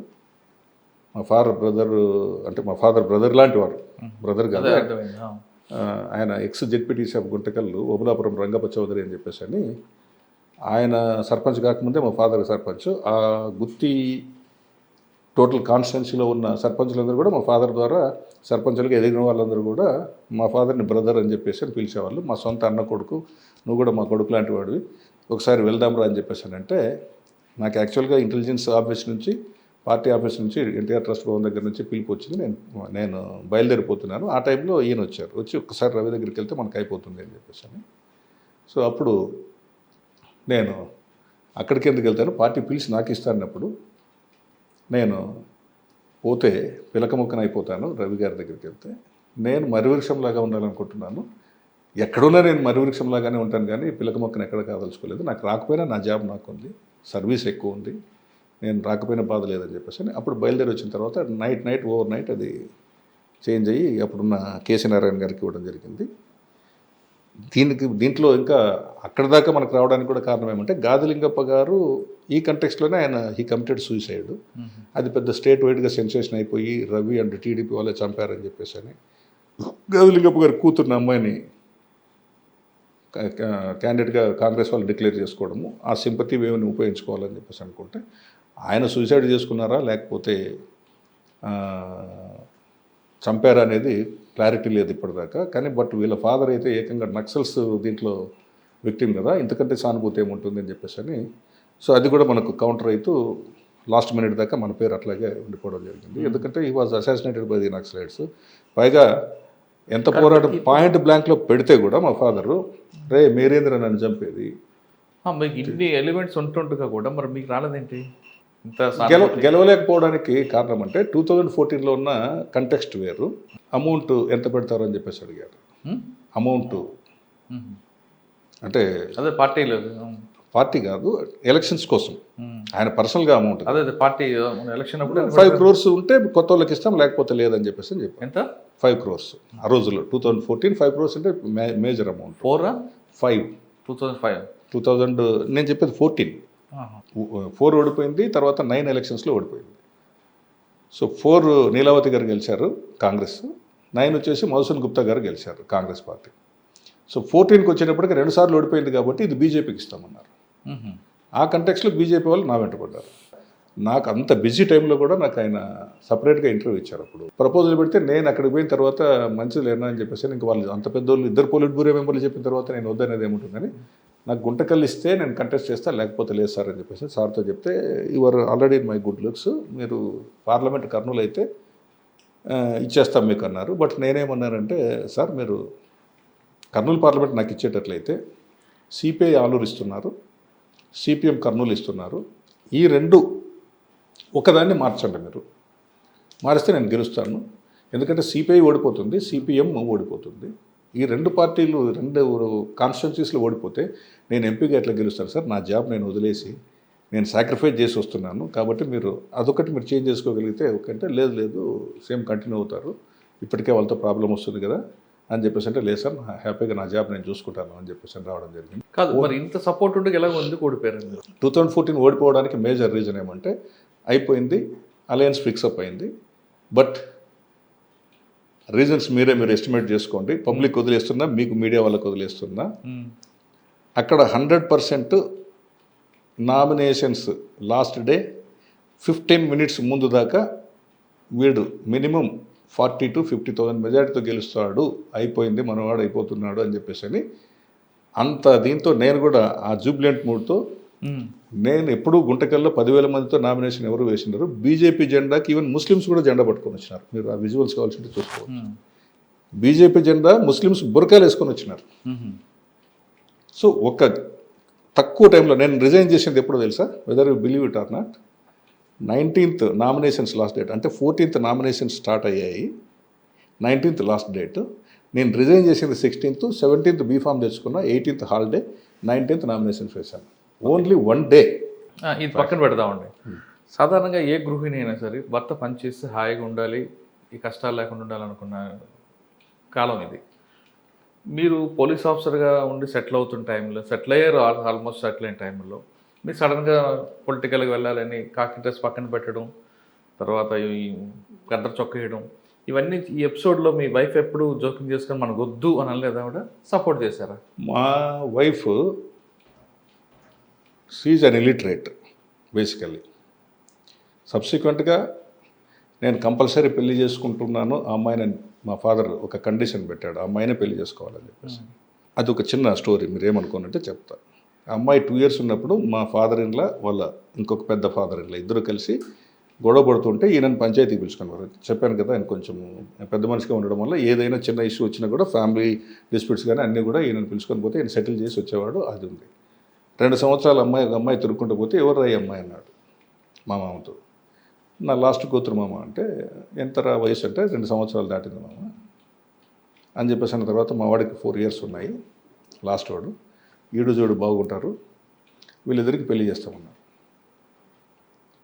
సో దానివల్ల ఏమైందంటే మా మిస్సెస్ వాళ్ళ ఫాదర్ మా ఫాదర్ అంత స్టేటస్ లేకపోయినా సేమ్ అంటే ఇంటర్ క్యాస్ట్ ఏం కాదు, బట్ మా ఫాదర్ ఫాలో అయ్యారు ఆల్మోస్ట్. బట్ తర్వాత సబ్సిక్వెంట్గా ఎలివేటెడ్ ఆల్మోస్ట్ మా ఫాదర్లో అట్లీస్ట్ ఒక 1/4 ఎలివేట్ అయ్యాడు. చుట్టూ ఒక 10 villagesలో కొంచెం ఇంపార్టెన్స్ ఉన్న లీడర్గా ఎదిగాడు. ఆ 2 సంవత్సరాలు ఉన్నప్పుడు మాట చెప్పి ఈయనకు అప్పట్లో సబ్ ఇన్స్పెక్టర్ అంటే చాలా పెద్ద విలేజెస్లో చాలా పెద్ద స్టేటస్ ఉన్న జాబ్. సో వస్తే కూడా ఎన్ని ఆఫర్స్ వస్తే వేరే సంబంధాలు ఎన్ని మంచి మంచి సంబంధాలు వస్తే కూడా అన్నీ వదులుకొని ఒక్క 2 సంవత్సరాల వయసులో ఉన్నప్పుడు నన్ను చూసి పెళ్లి చేసుకుంటానని చెప్పేసి అని ఒకే ఒక మాట మీద నిలబడి ఈ ఇంటికి నన్ను కోడలుగా చేసుకున్నాడు. కాబట్టి ఈ ఇంట్లో వాళ్ళు ఏ డెసిషన్ తీసుకున్నా నేను దానికి సిద్ధంగా ఉంటాను అని చెప్పేసి.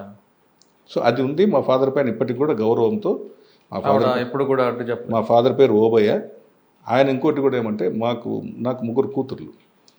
నేను ఆడపిల్లలైనా ఏముంది ఈ కాలంలో సొసైటీలో అని చెప్పేసి అని ఎందుకు అన్నెసరిగా జనాభాని పెంచుకుంటూ పోవడం అనే కాన్సెప్ట్తో నేను ఆపరేషన్ చేస్తామని పోతే మా ఫాదర్ చెప్పింది ఒకటే మాట, అందరికీ మగపిల్లలు ఉన్నారు, నువ్వు ఒక్కడు వారసు లేకుండా పోతావరా అని చెప్పేసి అని చెప్తే నా భార్య కూడా మా ఫాదర్ వైపు మొగ్గుంది కాబట్టి ఆపరేషన్ థియేటర్ దాకా పోయిన వాడిని ఒక్క మాటతో నేను వెనక్కి రావడం వల్ల మా ఫాదర్ చనిపోయిన తర్వాత నాకు కొడుకు పుట్టాడు. అంటే 3 అమ్మాయిలు ఒక బాబు. 3 అమ్మాయిలు ఒక బాబు. ఓకే. సరే, వాడికి మా ఫాదర్ పేరు పెట్టుకుంది. సో కాబట్టి మా ఫాదర్ చనిపోయాడు, ఆ లీడర్షిప్ గ్యాప్ ఉంది. ఈ గ్యాప్లో మా ఆయన ఏం చేసినా సిద్ధమే. ఎందుకంటే మనకు భగవంతుని దయ వలన ఆయన లెగసీ ఉంది.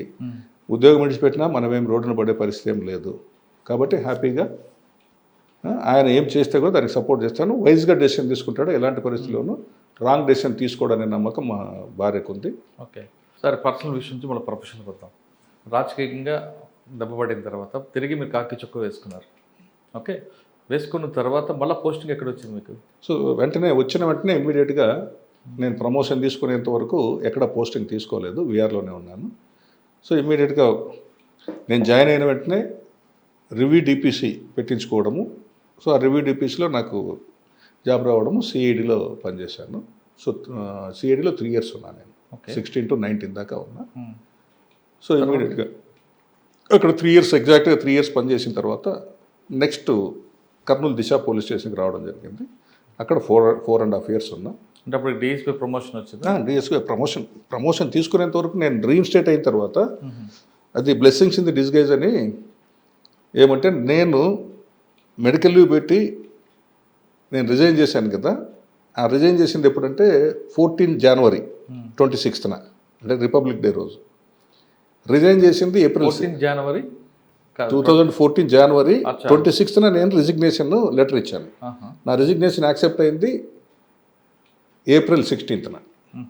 అంటే 80 days 81st డే నాకు రిజిగ్నేషన్ యాక్సెప్ట్ అయింది. సో తిరిగి నాకు December 24th నాకు జీవో ఇష్యూ అయింది. మరి అగైన్ రీఇన్స్టేటెడ్ అని. బట్ ఈ మధ్యలో ఫిబ్రవరిలో ఏమైందంటే ఒక జీవో ఇష్యూ అయింది, 54 జీవో అని చెప్పేసి. అందులో డిఎస్పీ ఎలిజిబుల్ క్యాండిడేట్స్ అందరిది కూడా ఇస్తే నా తర్వాత 54th member ఆల్రెడీ 3.5 years నుంచి డిఎస్పీగా చేస్తున్నారు. సో కాబట్టి ఈ మధ్యలో ఉన్న వాళ్ళందరూ కూడా డిఎస్పీగా ఎలిజిబుల్ అనమాట. నాకు ఆ ఎలిజిబిలిటీ వచ్చింది. ఆ బ్లెస్సింగ్స్ ఇన్ డిస్గైజ్ అనేది అదే. సో నేను రిజిగ్నేషన్కి ఆల్రెడీ లెటర్ పంపించాను. రిజిగ్నేషన్ April 16th యాక్సెప్ట్ చేసింది. అప్పటికి సర్వీస్లో ఉన్నా. ఆ రోజుకి నాకు ఎలిజిబిలిటీ ఉంది. సో ఆ ఎలిజిబిలిటీ బేసిస్ పైన వస్తే నేను ఇమ్మీడియట్గా జాయిన్ అయిన వెంటనే నాకు డిఎస్పీ ప్రమోషన్ ఆటోమేటిక్గా తీసుకుంటాను. సో అదొకటి ప్రమోషన్ వచ్చి దిశ. డిఎస్పీ ప్రమోషన్ వచ్చేసి దిశ కాదు, సిఐడికి వెళ్ళాను. సిఐడి తర్వాత దిశ కర్నూలు. అక్కడ కూడా మంచి కేసెస్ అన్నీ కూడా వైట్ కలర్ అఫెన్సెస్ అన్నీ కూడా ఇన్వెస్టిగేషన్ చేసాము. అవన్నీ గోల్డ్ కేసెస్ అన్నీ, తర్వాత ఎమ్మెగ్నూరు మున్సిపాలిటీ కేసు అని, సర్వశిక్ష అభియాన్ కేసు అని, తర్వాత అగ్రిగోల్డ్ కేసెస్లో అసిస్ట్ చేయడం జరిగింది. ఇవన్నీ మంచి మంచి వైట్ కాలర్ అఫెన్సెస్ అన్నీ కూడా మనకున్న దీనివల్ల ఆఫీసర్స్ మంచి టాస్క్లే ఇచ్చారు. వాటిలో కూడా ఎప్పటికప్పుడు అన్నీ కూడా అప్పటికన్నీ పెండింగ్, దాదాపు 9 years 10 years పెండింగ్ ఉన్న కేసెస్ కూడా అవన్నీ ఫైనలైజ్ చేసి ఛార్జ్ షీట్స్ వేసి రావడం జరిగింది. ఓకే, అక్కడ నుండి దిశ కర్నూలు. దిశ కర్నూలు. ఎంతకాలం చూసారండి? సో దిశ కర్నూలు యాక్చువల్గా 19 to 23 దాకా అక్కడ చేశాను. అంటే దాదాపు 4 years 3 months అక్కడ. సో 4 years 3 monthsలో ఉన్న నాకు అట్మోస్ట్ సాటిస్ఫాక్షన్ ఏమంటే ఎక్కడ ఏ చిన్న లా అండ్ ఆర్డర్ ప్రాబ్లం వచ్చినా my services had been utilised by the then unit officers. పేరుకు దిశ కానీ పనిచేసే లా అండ్ ఆర్డర్లే పనిచేశాను. అందులో పనిచేసినప్పుడు కూడా కర్నూలు డిఎస్పీగా 5 months చేశాను. ఫుల్ అడిషనల్ ఛార్జ్ ప్లస్ దిశ. అదొక సాటిస్ఫాక్షన్. చాలామందికి కర్నూలు డిఎస్పీగా చేయాలని అది ఒక ప్రివిలేజ్డ్గా తీసుకొని నా జీవితంలో ఒక్కసారైనా డిఎస్పీగా చేయాలని చెప్పేసి మా బ్యాచ్మెంట్ చాలామంది అసలు కర్నూలు చేయకుండానే రిటైర్ అయిపోయారు. అట్లాంటిది నాకు అప్పుడున్న ఆఫీసర్స్ ఇమ్మీడియట్గా అక్కడున్న అప్పుడు ప్రజెంట్ ఉన్న డిఎస్పీగా రిటైర్డ్ కావడం వల్ల నాకు ఆ 5 months ఇన్ఛార్జ్గా ఇచ్చారు. అట్లాగే నేను ఇక్కడ దిశ డిఎస్పీగా ఉంటూనే ఆలగడ్డ డిఎస్పీగా ఒక 5 months ఇన్ఛార్జ్గా ఉన్నాను. ఇంకా ఆదోని కానీ డోన్ కానీ ఆత్మకూరు కానీ ఎప్పుడు డిఎస్పీలు 1 week 10 days సెలవు పెడితే 15 days ఎవరు సెలవు పెట్టినా కూడా నేను ఆ డిఎస్పీ అడిషనల్ ఛార్జ్ చేశాను. అంటే మోరోవర్ జిల్లా మొత్తం మీరు చేశారు? జిల్లా మొత్తం నేను చేశాను. Combined district. మోరోవర్ వీళ్ళందరూ ఏ ఇష్యూస్ ఉన్నా అపోజిషన్ పార్టీలో ఉన్నా రూలింగ్లో ఉన్నా ఎక్కడున్నా కూడా మేజర్ ప్రాబ్లం వస్తుందని చెప్పేసి అంటే you have to take care of that entire tour programme అని చెప్పేసి అని. దిశ తర్వాత ఎక్కడికి వచ్చారు? సో దిశ తర్వాత ఆలగడ్డ డిఎస్పీగా వెళ్ళాను. ఓన్లీ ఆడ 9 months ఉన్నాను. ఆ తర్వాత సబ్సిక్వెంట్గా I was transfer to Narsipatnam. అది కూడా దెన్ డీజీ గారు ఇచ్చారు. అక్కడ పొలిటికల్గా నేను అడగలేదు. సో అక్కడ 11th day I was transferred to VR. ఎందుకండి? అంటే పొలిటికల్గా నాకు ఇక్కడ ఏదైనా ఇస్తారేమో కర్నూలు డిస్టిక్లో అని చెప్పేసి అనేది అది కొద్దిగా బయటకు వచ్చింది. సార్ మీరు ఫస్ట్లో ఆలగడ్డ చేశారు, తర్వాత డిఎస్పీగా ఆలగడ్డ వచ్చారు. అప్పుడు ఆలగడ్డకి ఇప్పుడు ఆలగడ్డకి మార్పు వచ్చిందా? నేను సబ్ ఇన్స్పెక్టర్గా ఉన్న ఆలగడ్డకి డిఎస్పీగా ఉన్న ఆలగడ్డ కంటే కూడా నేను కంపారిజన్ ఎప్పుడు చేస్తానంటే సిఐ ఆలగడ్డగా చేశాను. మధ్యలో నేను సిఐ ఆలగడ్డ చేశాను, ఆలగడ్డ డిఎస్పీ ఆలగడ్డ చేశాను. సిఐ ఆలగడ్డ ఉన్నప్పుడు నాకు అప్పుడు మారెప్ప గారు ఈ వైకుంఠం శ్రీరాములు మర్డర్ కేసులో ఆయన తన రోల్ ఎక్కడ బయటపడుతుందో అని చెప్పేసి నన్ను I was transferred out from Aluru circle. చేసిన తర్వాత వీఆర్లో ఉంటే ఆయన గంగుల ప్రతాప్ రెడ్డి గారు ఏం డియర్ నువ్వు ఇలా వీఆర్లో ఉండడం నాకు నచ్చలేదు అది ఇది అని చెప్పేసి అంటే నేను పాత కక్షలు మనసులో పెట్టుకొని నేను ఎవరిపైన అట్లా విండిక్ట్గా పోను. ఆ రోజు at the spur of the second ఏదైనా జరిగి ఉంటే నేను ఏదైనా అగెనిస్ట్గా ఎవరికైనా పోయిండొచ్చు, కానీ మీరు ఏ ఉద్దేశంతో నన్ను పిలుస్తున్నారంటే నో అలా కాదు, నేను ఏ రోజు మీకు అప్లికేషన్ పెట్టలే, నేను ఎప్పుడన్నా మీకు ఫోన్ చేశానా ఎస్ఐగా ఉన్నప్పుడు? చేయలేదు. సో ఇప్పుడు కూడా నేను అట్లాగే ఉంటా, ఒక్క రోజు కూడా మీకు ఫోన్ చేయను, ఒక రోజు కూడా మీకు అప్లికేషన్ పెట్టను, నువ్వు వచ్చి ఆ సీట్లో కూర్చో, ఇవన్నీ పరిసరాలు చక్కదిద్దుకుంటాయి, నేనుంటే ఎక్కడ ఎలాంటి ఇన్సిడెంట్ జరిగింది మీకు తెలుసు కదా అని చెప్పేసి అన్నాడు. ఓకే డన్ ఓకే అన్నాను. అప్పుడున్న ఐజీ గారు అయితేనేమి, డిఐజీ గారు అయితేనేమి, ఎస్పీ గారు అయితే నాకు 6 నెలలు వీఆర్ తర్వాత, అంటే వీఆర్ అంటే ఎలాంటి పోస్టింగ్ లేకుండా ఉంటుంది. సో అప్పుడు నాకు ఆలగడ్డ పోస్టింగ్ ఇవ్వడం జరిగింది. అక్కడికి పోయిన తర్వాత నేను చేసిందల్లా ఒకటే, ఎక్కడ పొలిటికల్గా నా సర్కిల్లో ఎవరికి ఇర్రెస్పెక్టివ్ ఆఫ్ పార్టీ ఏమీ లేకుండా చేశాను. సో అప్పుడు ఫస్ట్ టైము అప్పుడు కంట్రోల్ అయిన ఫ్యాక్షను ఆ రోజు ఒకటే మాట అన్నారు నాకు. నేను ఎలక్షన్స్ ముందు నేనే ఒకటి చెప్పాను ప్రతాప్ రెడ్డి గారితో, అన్న ఒకటే, మీరు నన్ను ఏ ఎక్స్పెక్టేషన్తో ఇక్కడ తీసుకొచ్చినారో ఆ ఎక్స్పెక్టేషన్ నేను ఫుల్ఫిల్ చేశాను. రేపు ఎలక్షన్స్ వస్తున్నాయి, ఎలక్షన్స్లో పొరపాటున కానీ నేను నీకు సపోర్ట్ చేయకపోతే, మేము వేయించుకుంటే మాకు సపోర్ట్ చేయలేదు, కృతజ్ఞుడు అని చెప్పేసి, కృతజ్ఞత లేనివాడు అని చెప్పేసి నేను అనిపించుకోదలుచుకోలేదు. మీ ఎక్స్పెక్టేషన్కి నేను రీచ్ అయినా లేదు నాకు తెలియదు, గొడవలు లేకుండా ఆలగడ్డను చూసుకున్నాను, ఆ సాటిస్ఫాక్షన్ నాకు ఉంది అని చెప్పేసి ఆయన కూడా ఒకటే అన్నాడు. అదే వెంకటరామయ్య, అవతలి వాళ్ళు ఇక్కడ ఆలగడ్డలో ఉంటే ఎప్పుడు ఇన్సిడెంట్స్ ఉంటాయి, ఆలగడ్డ అంటే అది బాంబుల గడ్డ అది అని చెప్పేసి నాకు దీన్ని కోస్టల్ ఏరియా లాగా చూడాలని చెప్పేసి ఆలోచన ఉంది. నువ్వు వచ్చినావు, ఐఎమ్ వెరీ మచ్ సాటిస్ఫైడ్, హ్యాపీగా మీరు చేయగలిగారు. ఈరోజు ఇది ఆలగడ్డన కోస్టల్ ఏరియానా అని చెప్పేసి అంటున్నారు, అంత ప్రశాంతంగా ఉంది అని చెప్పేసి ఒక్క ఇన్సిడెంట్ కూడా జరగలేదు. ఒకే ఒక ఇన్సిడెంట్ జరిగింది, అది కూడా చాగలమట్లో జరిగింది నేను సిఐగా ఉన్నప్పుడు. అది కూడా with in the family murders, double murder జరిగింది. ఆ మర్డర్ కేసులో కూడా నేను ఇన్వెస్టిగేషన్ చేశాను క్లియర్ కట్గా. యాక్టివ్గా పార్టిసిపేట్ చేసి దాంట్లో లైఫ్ కన్విక్షన్ రావడం జరిగింది. అది కూడా రూలింగ్ పార్టీ వాళ్ళే అక్యూజ్డ్. అచ్చా. సో అంటే ప్రతాప్ రెడ్డి నన్ను వేయించుకుంటే నేను చేసిన ఇది ఏమంటే వాళ్ళ పార్టీ వాళ్ళకి యావజ్జీవ కారాగార శిక్ష వేయించాం. ఓకే.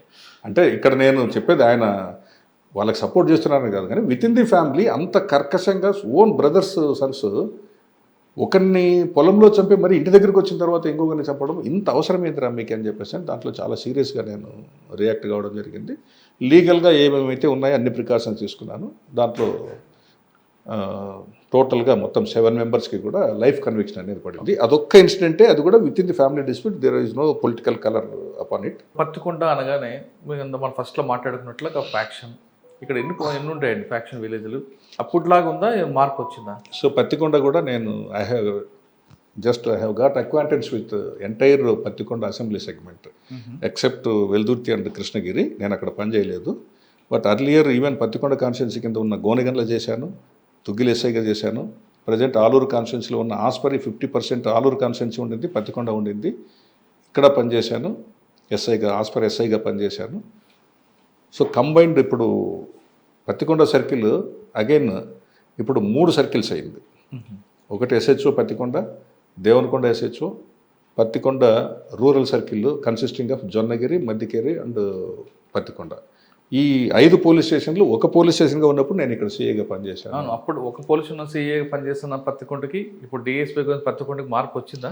సేమ్ అవన్నీ ఉన్నాయి. జస్ట్ మీరు అనాలిసిస్ చూసుకోండి. ఆళ్ళగడ్డ మీరు ఎప్పుడన్నా you can collect the evidence. అక్కడ ఎట్లయితే ఆళ్ళగడ్డలో వెళ్ళిన తర్వాత ప్రశాంతంగా కోస్టల్ ఏరియా లాగా ఎట్లయితే ఫ్యాక్షనిజాన్ని కంట్రోల్ చేసి దాన్ని ఎలాంటి ఇది లేకుండా చేశామో, అదేవిధంగా పత్తికొండ కాన్స్టిట్యున్సీకి వచ్చిన తర్వాత అప్పుడు దెన్ డిఐజీ గారు కూడా వచ్చి మొత్తం ఫ్యాక్షన్ అంతా కంట్రోల్ అయిపోయింది అని చెప్పేసి పత్తికొండ సర్కిల్ ఆఫీస్ ఇన్స్పెక్షన్కి వచ్చిన తర్వాత ఆయన ఓపెన్గా పబ్లిక్ స్టేట్మెంట్ కూడా ఇవ్వడం జరిగింది. సో అప్పుడున్న కపట్రాల 9 మర్డర్స్ జరిగిన తర్వాత 11 మర్డర్స్ అటెస్టేజ్ 11 మర్డర్స్ జరిగిన తర్వాత 3 సిఐలు పారిపోతే యాక్చువల్గా నాకు పోస్టింగ్ ఇవ్వరు. ఇప్పుడు ప్రజెంట్ ఉన్న కోట్ల సూర్యప్రకాష్ రెడ్డి గారు ఈ was under the false notion అనమాట. ఎవరు ఆయన దగ్గరికి పోయేదంతా కూడా ఈయన అట్లా ఇట్లా అని చెప్పేసి మనకు ఫ్యామిలీకి అగనిస్ట్ అది ఇది అని చెప్పేవాడు. ఓపెన్గా చెప్తున్నాను నేమ్స్ కూడా. చెప్తే నేను స్ట్రైట్గా చేసేవాడిని కానీ నేను సరెండర్ అయ్యేవాడిని కాదు. నాకు పోస్టింగ్ కోసం నేను ఏ రోజు భయపడలేదు. సో అప్పుడు కాంగ్రెస్లో ఉన్నారు కాబట్టి నాకు అగనిస్ట్గా అనుకున్నారు. సబ్సిక్వెంట్గా ఏమైపోయిందంటే వాళ్ళు కూడా రియలైజ్ అయ్యారు ఇప్పుడు ఇతనికి ఏదైనా మనము రిక్వెస్ట్ చేసుకుంటే బాగుంటుందని. అప్పుడు నేను పత్తికొండ ఇన్స్పెక్టర్గా ఉన్నప్పుడు నా అదృష్టం కొద్దీ 3 సిఐలు పారిపోతే నాకు పోస్టింగ్ ఇచ్చారు. పొలిటికల్ పోస్టింగ్ కాదు. సో ఎవడు పోకపోతే ఎవడో ఉన్నాడు కదా, వెంకటరామనాయుడు పట్టుకొని వేసేయండి అని చెప్పేసి వేశారు ఇక్కడ. సో దాంతో 11 మర్డర్స్ జరిగిన తర్వాత సబ్సిక్వెంట్గా నేను ఇక్కడికి రావడము, కపట్రాల ఫ్యాక్షన్ లేకుండా చేయడము, కోటకొండ ఫ్యాక్షన్ లేకుండా చేయడము, ఇంకా గుండ్లకొండ ఫ్యాక్షన్ లేదు, వెలమకూరు ఫ్యాక్షన్ లేదు. ఇవన్నీ కూడా నేను చెప్పేది ఇప్పటికీ పికెట్స్ ఉన్నాయి నేను చెప్పే విలేజెస్లో. నేలతల పికెట్స్ మీకు. సో ఇప్పుడు నాకున్న పికెట్స్ వచ్చేసి 14 పికెట్స్ ఉన్నాయి. ఆస్పర్ లిమిట్స్లో హలిగర్ అనే పికెట్ ఉంది, చిప్పగిరి లిమిట్స్లో చిప్పగిరి అనే పికెట్ ఉంది. తర్వాత నేను చెప్పిన విలేజెస్లో వెలమకూరు పికెట్ ఉంది, కపట్రాల పికెట్ ఉంది. సో తర్వాత ఇక్కడ తుగ్గల్ లిమిట్స్లో కడమకుంట్ల పికెట్ ఉంది. సో ఇక్కడ వచ్చేసి మనకు హోసూరులో పికెట్ ఉంది.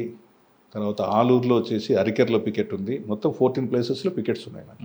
14లో హెవీ సెన్సిటివ్ పికెట్ ఇది. హెవీ సెన్సిటివ్ ఇప్పుడు ఓన్లీ కపట్రాల ఒకటే ఉండేది. బట్ ఇవి ఇంకా ఓల్డ్ ఆ డార్మెంటెడ్ నేచర్ ఎప్పుడైనా రివైవ్ కావచ్చు అని చెప్పేసి అని ఉంది. కానీ పికెట్స్ కంటిన్యూ అవుతున్నాయి. కానీ యాక్చువల్గా ఈ టోటల్ నేను చెప్పిన ఈ పత్తికొండ ఏరియా అంతా కూడా నేను ఇక్కడ సిఐగా పనిచేసిన తర్వాతనే టోటల్ ఫ్యాక్షన్ అంతా కూడా రూయిన్ చేశాను. కానీ పత్తికొండలో మీరు చెప్పిన 11 మర్డర్ల తర్వాత కప్పటాల వెంకటనాయుడు ఆపోజిట్ పార్టీ మరొకసారి ఊర్లోకి వస్తే మరొకసారి రివెంజ్ వచ్చేదని ఒక వాస్తవం అంటారా? ఇప్పుడు ఆల్రెడీ ఉన్నారు కదా, ఆల్రెడీ ఉన్నారు, ఆల్రెడీ ఊర్లోనే ఉన్నారు, ఎవరి పనులు వాళ్ళు చేసుకుంటున్నారు. అలాంటి ప్రాబ్లమే లేదు. It is not at all. Already వాళ్ళకు కన్విక్షన్ పీరియడ్ కొంత చేశారు, తర్వాత వచ్చారు. సో వచ్చిన తర్వాత అక్కడ ఈదుల దేవరబండి అని చెప్పేసి దాంట్లో అక్కడ మద్దిలేటి నాయుడు ఉంటున్నాడు, దివాకర్ నాయుడు, వీళ్ళందరూ కూడా ఊర్లోనే ఉంటున్నారు. సో ఈ వెంకటప్ప నాయుడు గారి కూతురు బొజ్జమ్మ వీళ్ళందరూ కూడా జిల్లేడు బుడుకులు అని చెప్పేసి మొదటి నుంచి అక్కడే ఉంటున్నారు వాళ్ళు. సో అక్కడ బుజ్జమ్మ ఎక్కడ ఉన్నారండి? సేమ్ జిల్లేడు బుడుకులు అంటే కపట్రాల హ్యామ్లెట్ అది. అక్కడ పేరుకే కపట్రాల, కానీ వెంకటప్ప నాయుడు ఇద్దరు వైఫ్స్ అయితే ఒక ఆమె కపట్రాల్లో ఉండేది, మెయిన్ వైఫ్ వచ్చేసి ఇప్పుడు ఆ బొజ్జమ్మ వాళ్ళ మదర్ వచ్చేసి జిల్లేడు బుడుకులో ఉండేది. సో అక్కడే ఉంటున్నారు ఇప్పుడు. సో అక్కడే ఉంటున్నారు, ఎక్కడ ఎలాంటి ప్రాబ్లం లేదు. ఎప్పటికప్పుడు మేము ప్రికాషన్ తీసుకుంటాం, బోత్ పార్టీస్కి కౌన్సిలింగ్ ఇస్తున్నాము. So she became Valmiki federation president entire state Bojjamma garu. So కాబట్టి ఎలాంటి ప్రాబ్లమ్స్ లేవు.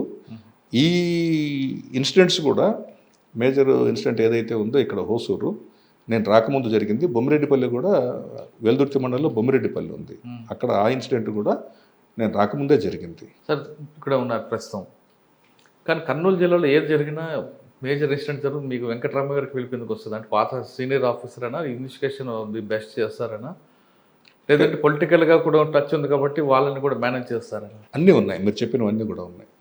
పొలిటికల్ లీడర్స్ వెంకటరామయ్య ఉన్నాడంటే ఎవరు ఇంకేం మాట్లాడరు ఒకటి. తర్వాత ఇన్వెస్టిగేషన్లో ఎక్కడ కాంప్రమైజ్ కామనేది ఒకటి. రైట్. తర్వాత ఆఫీసర్స్ ఏదైతే చెప్తారో దాన్ని తూచా తప్పకుండా పాటిస్తారు, స్క్రూప్లెస్గా ఒబీడియంట్గా పాటిస్తారని చెప్పేసి. జనరల్గా కొంత ఏమవుతుందంటే పొలిటికల్గా ఉంటే ఒబీడియన్స్ అనేది తగ్గిపోతుంది. సో ఇట్లాంటివన్నీ ఏమి లేకుండా, పైగా మోర్ ఓవర్ ఈవెన్ పొలిటీషియన్స్ మన మాట వినకపోయినా with by the grace of God కింద పబ్లిక్ ఎప్పుడు కూడా మన మీద హోప్స్ పెట్టుకొని ఉంటారు. కాబట్టి లీడర్ వినలేదనుకోండి, ఇమ్మీడియట్గా జనరల్లో పబ్లిక్ వెళ్ళిపోతాం. పబ్లిక్ వెళ్ళిపోయి ఒక ఇన్సిడెంట్ అంటే ఫన్నీ థింగ్ చెప్తున్నాను మీకు. ఒక లీడర్ వచ్చేసి ఆఫీస్ మీదకి వస్తే 2 గ్రూపులు వచ్చినాయి, అక్కడ ఒక 200 ఇక్కడ ఒక 200 మెంబర్స్ ఉన్నారు. వాళ్ళందరికీ పబ్లిక్ అంతా చెప్పాం, ఏమయ్యా మీరు రాజకీయ నాయకులు పిలుచుకొని వచ్చారు కదా, మరి మీరు రాజకీయం కావాలన్నా పోలీస్ ఆఫీసర్గా కావాలన్నా, లేదా నేను ఒక వెంకటరామయ్యగా మీ దగ్గరకు వచ్చి మీకు సమస్య పరిష్కారం చేయాలంటే ఏం చేయాలి, కావాలంటే మాకు ఇవన్నీ ఏమొద్దు సార్, మీరు ఊర్లోకి రండి, మేము పరిష్కారం చేసుకుంటామని చెప్పి. అటువైపు 200 ఇటువైపు 200 గ్రూప్ ఉన్నప్పుడు సో అట్లంటే పబ్లిక్తో ఇంటరాక్షన్ ఎక్కువైపోయింది. సో పబ్లిక్తో ఇంటరాక్షన్ అనేది మొదటి నుంచి పెట్టుకున్నాము. సబార్డినేట్స్ కూడా సరే మనం ఏదైనా చిన్న చిన్న పొరపాట్లు చేసినా ఇంకోటి చేసినా డిపార్ట్మెంట్ కోసం చేస్తున్నారు కదా, వీళ్ళ ఇంటి కోసం కాదు. తప్పు చేస్తే కాదు, తప్పు చేసిన వాళ్ళు మనం ఎప్పుడు కూడా అంటే పూర్తిగా కరప్షన్ కానీ లేకపోతే పబ్లిక్ వేధించడం ఇట్లాంటివి కాకుండా విత్ గుడ్ ఫెయిత్ డ్యూటీ చేసిన వాళ్ళు ఎవరైనా ఏమన్నా చేయని వాళ్ళని అవుట్ రేట్గా వెనక్కి ఈగ కూడా వాళ్ళని డిపార్ట్మెంట్ పైన సార్ ఉంటే సో వాళ్ళ సబార్డినేట్స్ పైన బ్రహ్మాండంగా వెనకేసుకొని వస్తాడు అని చెప్పేసి అని. లేకపోతే నాకు నాకెందరికేమీ పర్సనల్ రైవాలరీ లేదు కదా. ఇంటర్న్ యాక్చువల్గా వాళ్ళ పెదనాన్నగారు వాళ్ళందరూ కూడా మా ఫాదర్ అందరూ క్లోజ్ ఫ్రెండ్స్. వాళ్ళ పెదనాన్న అక్కడ గుత్తిలో డాక్టర్, మా ఫాదర్ అక్కడ వాళ్ళతో బాగా హ్యాపీగా ఇంటర్, అంతా ఫ్రెండ్స్ వీళ్ళు, చాలా క్లోజ్ ఫ్రెండ్స్ వీళ్ళందరూ కూడా. ఓకే సార్, ఇప్పుడు రీసెంట్గా కర్నూలు బస్ యాక్సిడెంట్, ఆ కేసులో తప్పు ఎవరిదండి? అంటే 13 బస్సులు క్రాస్ అయ్యి వెళ్తున్నా మీరు ఎందుకు చూడలేకపోయాడు? యాక్చువల్గా పోలీసుది కానీ లేకపోతే ఇంకోటి కానీ అక్కడున్న మీరు సిరీస్ ఆఫ్ ఇన్సిడెంట్స్ మీరు లెక్క తీసుకుంటే ఇక్కడ ఎవరిది ఏం తప్పు లేదు. అప్పుడున్న పరిస్థితి వలన ఆ ఇన్సిడెంట్ అనేది ఆ విధంగా జరిగింది. చూడండి, ఒక డ్రంక్ అండ్ డ్రైవ్ అనేది 2 అబ్బాయిలు అక్కడ పెద్దటేకూరు దగ్గర మందు తాగారు, పెట్రోల్ బంక్ దగ్గర డీజిల్ కొట్టించుకున్నారు, పక్కనే వచ్చి జస్ట్ ఒక 175 మీటర్స్ డిస్టెన్స్లో సెంటర్లో ఉన్న డివైడర్కి తగిలి అతను ఆన్ ది స్పాట్ చనిపోవడం జరిగింది. అంటే because of drunk and drive వాడు అక్కడికి వెళ్ళిపోయాడు. సో అది జరిగిన వెంటనే ఇక్కడ నేను ఇంకా కరెక్ట్గా చెప్పాలంటే మనకు సోషల్ రెస్పాన్సిబిలిటీ, సివిక్ రెస్పాన్సిబిలిటీ అనేది బాగా తగ్గిపోయింది. లేదు అసలు. అది లేదని మీరు చెప్తే నేను కూడా యాక్సెప్ట్ చేస్తాను. నేను ఆ మాట అనలేకపోతున్నాను, ఎందుకంటే being a public servant me duty ఏంటి, మీరేం చేశారని చెప్పేసి రేపు పొద్దున క్వశ్చన్ చేయకూడదు. బట్ సోషల్ రెస్పాన్సిబిలిటీ ఇక్కడ ఏమైందంటే, ఒక అబ్బాయి వాడు తాగుబోతు కావచ్చు ఇంకోటి కావచ్చు, డివైడర్కి కొట్టి మోటార్ సైకిల్ అటు సైడ్ మధ్యలో రోడ్డుకి మధ్యలో పడి ఆ ఇబ్బంది పడుతూ డెడ్ బాడీని తీసుకొచ్చి లెఫ్ట్ సైడ్ లాగి మోటార్ సైకిల్ లాగడానికి ప్రయత్నం చేసేలోపు ఈ సోకాల్డ్ బస్సెస్ కానీ లారీస్ కానీ, ఒక బస్ డ్రైవర్ వీడొక్కడే కాదు అందరూ చూస్తూ పోతున్నారే కానీ అది కూడా రికార్డు కూడా మేము కలెక్ట్ చేసాం. బస్సులో ఒక ఫ్రంట్ కెమెరాతో వీడు ఆ డెడ్ బాడీ పక్కన ఉన్నది, మోటార్ సైకిల్ మధ్యలో పడింది, ఆ మోటార్ సైకిల్ని ఇటువైపు ఇట్లా కట్ చేసుకొని పోతున్నారే తప్ప ఎవరు ఆపలేదు. అయితే అప్పుడు ఆ వర్షం వచ్చే దీంట్లోన ఈ కండిషన్స్లో ఎవరు ఆపకుండా పోతే ఒక బస్సు ముందు బస్సు వాడు కొంత లాగాడు, అది దగ్గర ఒక 55 మీటర్స్ దాకా లాగాడు. అప్పుడు అది ఫ్రిక్షన్ వచ్చి పెట్రోల్ ట్యాంక్ ఎక్స్ప్లోడ్ కాలేదు. సో వాడు ఆ విధంగా వేసి మేము ఫస్ట్ ఏమనుకున్నామంటే ఈ బస్సు వాడే మొత్తము ఎందుకు ఈ విధంగా ఒక 55 మీటర్స్ దాకా లాగి ఆ తర్వాత మరి ఎందుకు వీడు మరి రిమైనింగ్ డిస్టెన్స్ అంతా వచ్చాడని చెప్పేసి అని మేము కొద్దిగా అంటే జనరల్గా చూస్తేనే ఏమనిపిస్తుందంటే ఈ బస్సు వాడే అక్కడ బ్రేక్లు వేసి వాడిని కొట్టేసి యాక్చువల్గా కొట్టిన తర్వాత ఒక 55 మీటర్స్ వచ్చి అక్కడ ఏమున్నాయి మా టైర్ మార్క్స్ ఉన్నాయి, స్కిడ్ మార్క్స్ అంటారు, ఆ స్కిడ్ మార్క్స్ ఉన్నాయి అక్కడ కొట్టి ఆ తర్వాత సబ్సిక్వెంట్గా ఇంత దూరం పోయి ఇక్కడ పోయి ఆపాల్సి వచ్చింది, అక్కడే స్కిడ్ మార్క్స్ వచ్చినాయి, అక్కడే ఆపింటే అయిపోయింది కదా అనుకున్నాం. కానీ తర్వాత సబ్సిక్వెంట్గా ఒకడు ఐ విట్నెస్ ఎవడైతే ఆ మోటార్ సైకిల్ పిలియన్ రైడర్ ఉన్నారో వాడు నెక్స్ట్ డే ఈవినింగ్ మనం దొరికిన తర్వాత వాడి కంప్లైంట్ బేసిస్ పైన ఇంకో కేసు కట్టాం. అంటే డ్రంక్ అండ్ డ్రైవ్ కేసు కట్టి వాడికి ఇంజరీస్ ఉన్నాయి కాబట్టి అది సపరేట్ కేసు కట్టాం. కట్టిన తర్వాత అప్పుడు మనకు యాక్చువల్ ఫ్యాక్ట్ ఏమి వెలుగులోకి వచ్చిందంటే it is purely because of drunk and drive case. ఈ తాగి నడపడం వలన యాక్సిడెంట్ కావడము, ఆ మోటార్ సైకిల్ వాడము, ఒక బస్సు వాడు కొంత డ్రాగ్ చేయడము, ఈ బస్సు వాడు అప్రయత్నంగా వాడు వెనకాలే పోతుంది వితౌట్ గ్యాప్. చూడండి ఈ బస్సు డ్రైవర్లంతా ఎంత నెగ్లిజెంట్గా ఎంత ఇది అంటే ప్రాణాలు అంటే లెక్కలేదంటే వాడు జస్ట్ స్కిడ్ మార్క్స్ వచ్చిపోయిన తర్వాత వాడు వెనకాలనే వరుస పెట్టి రావడము, వీడు కరెక్ట్గా దాన్ని మధ్యలో సెంటర్లో వేసుకోవడము, దాదాపు 120 మీటర్స్ పైగా డ్రాగ్ చేయడంతో అక్కడ స్పార్క్కి వచ్చేసి పెట్రోల్ ట్యాంక్లో ఉన్న పెట్రోల్ ఎక్స్ప్లోడ్ కావడము. ఆ కరెక్ట్గా పెట్రోల్ ఈ మోటార్ సైకిల్ కూడా ఎక్కడుంది, బస్సులో ఉన్న మోర్ దాన్ 250 లీటర్స్ డీజిల్ ఉంది. డీజిల్ ఎప్పుడైతే మనకు 56 సెంటిగ్రేడ్ టెంపరేచర్ కంటే పెరిగిపోతుందో ఆ టెంపరేచర్ వేడి అనేది ఆటోమేటిక్గా డీజిల్ కూడా ఫైర్ అవుతుంది. అంటే పెట్రోల్ కాకుండా డీజిల్ కూడా ఫైర్ అవుతుంది. డీజిల్ కూడా ఫైర్ అయింది. అదే కదా అగ్నికి ఆజ్యం పోసినట్లుది. ముందే ఫైర్ ఇది పెట్రోల్, దానికి డీజిల్ కూడా ఉంది.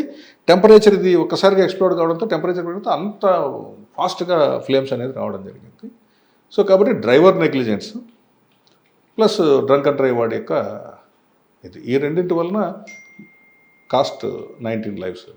సార్ ఇక్కడ డ్రంక్ అండ్ డ్రైవ్ చేశాడు, డ్రైవింగ్ చేస్తున్న వ్యక్తి తాగున్నాడు, వెనక్కి కూర్చున్న వ్యక్తి తాగున్నాడు అనుకుంటాం.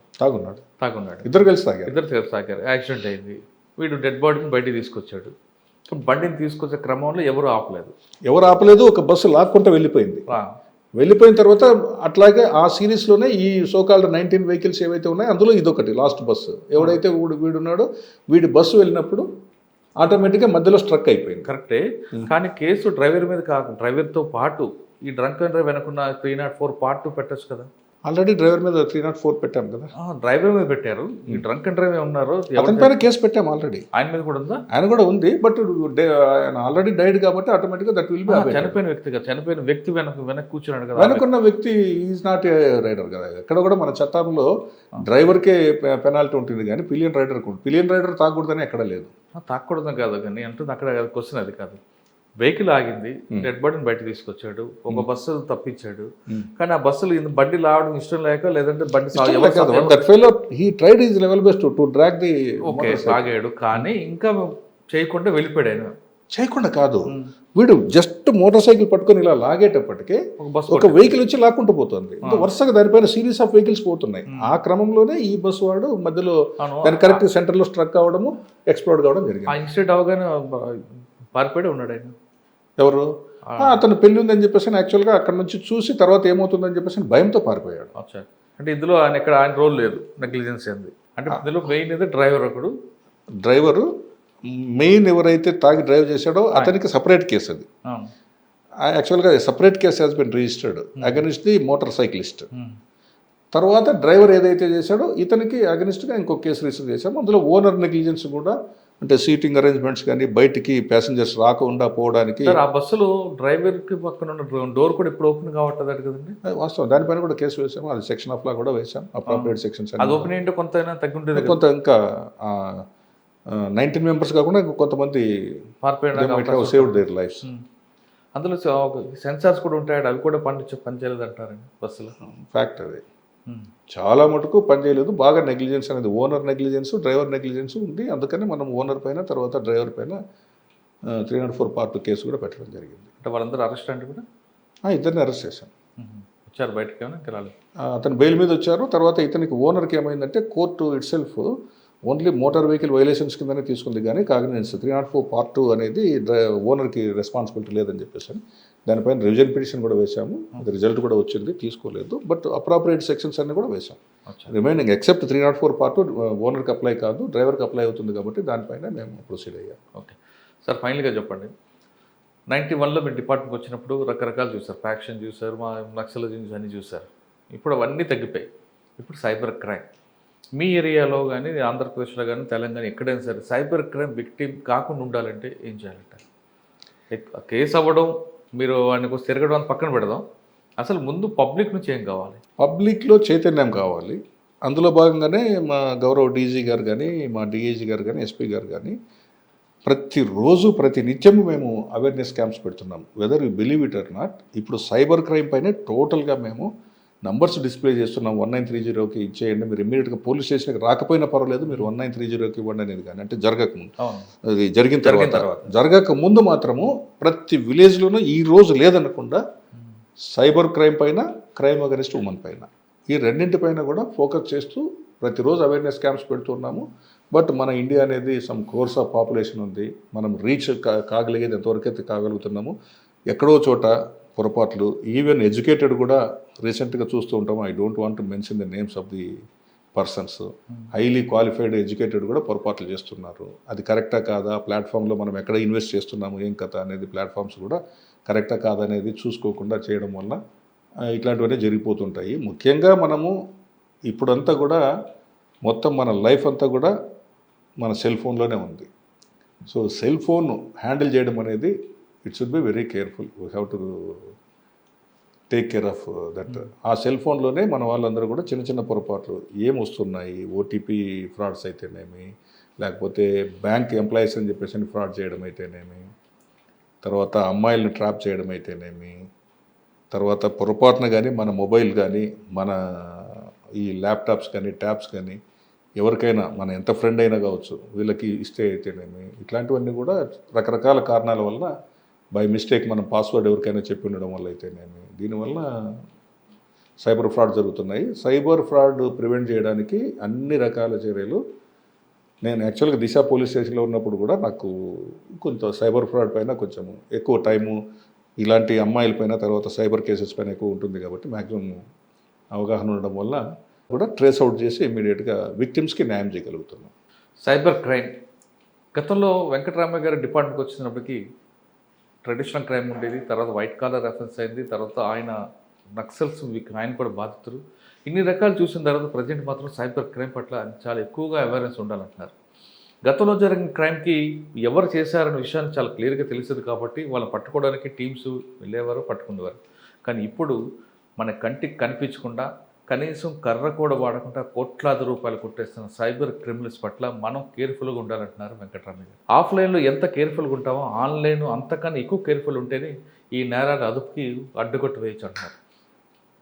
అడిగాం కదా అని ఎవరు పడితే వాళ్ళకి ఫ్రెండ్ రిక్వెస్ట్లకు ఓకే చేసి ఇటువంటి విషయాలన్నీ మనం ఇంటి విషయాలు అన్నీ కూడా షేర్ చేస్తే ఖచ్చితంగా మనం మోసపోతాం. ముఖ్యంగా సైబర్ క్రిమినల్స్కి మన అమాయకత్వం, మనలో అత్యాసే ప్రధాన వనరుగా మారుతుంది కాబట్టి ఈ రెండింటి పట్ల చాలా కేర్ఫుల్గా ఉండాలంటూ వెంకటరామయ్య గారు చెప్తున్నారు. ఇది ఈ వారం వెంకటరామయ్య గారితో ఎక్స్క్లూజివ్ ఇంటర్వ్యూ. వచ్చే వారం మరొక ఇష్టం మళ్ళీ కలుద్దాం. అంతవరకు నమస్తే. Thank you very much. Thank you.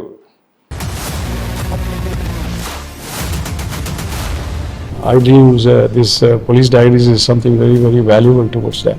I must really appreciate Murali, your insights. I dreams founder and CEO చిన్న వాసుదేవ్ రెడ్డి గారితో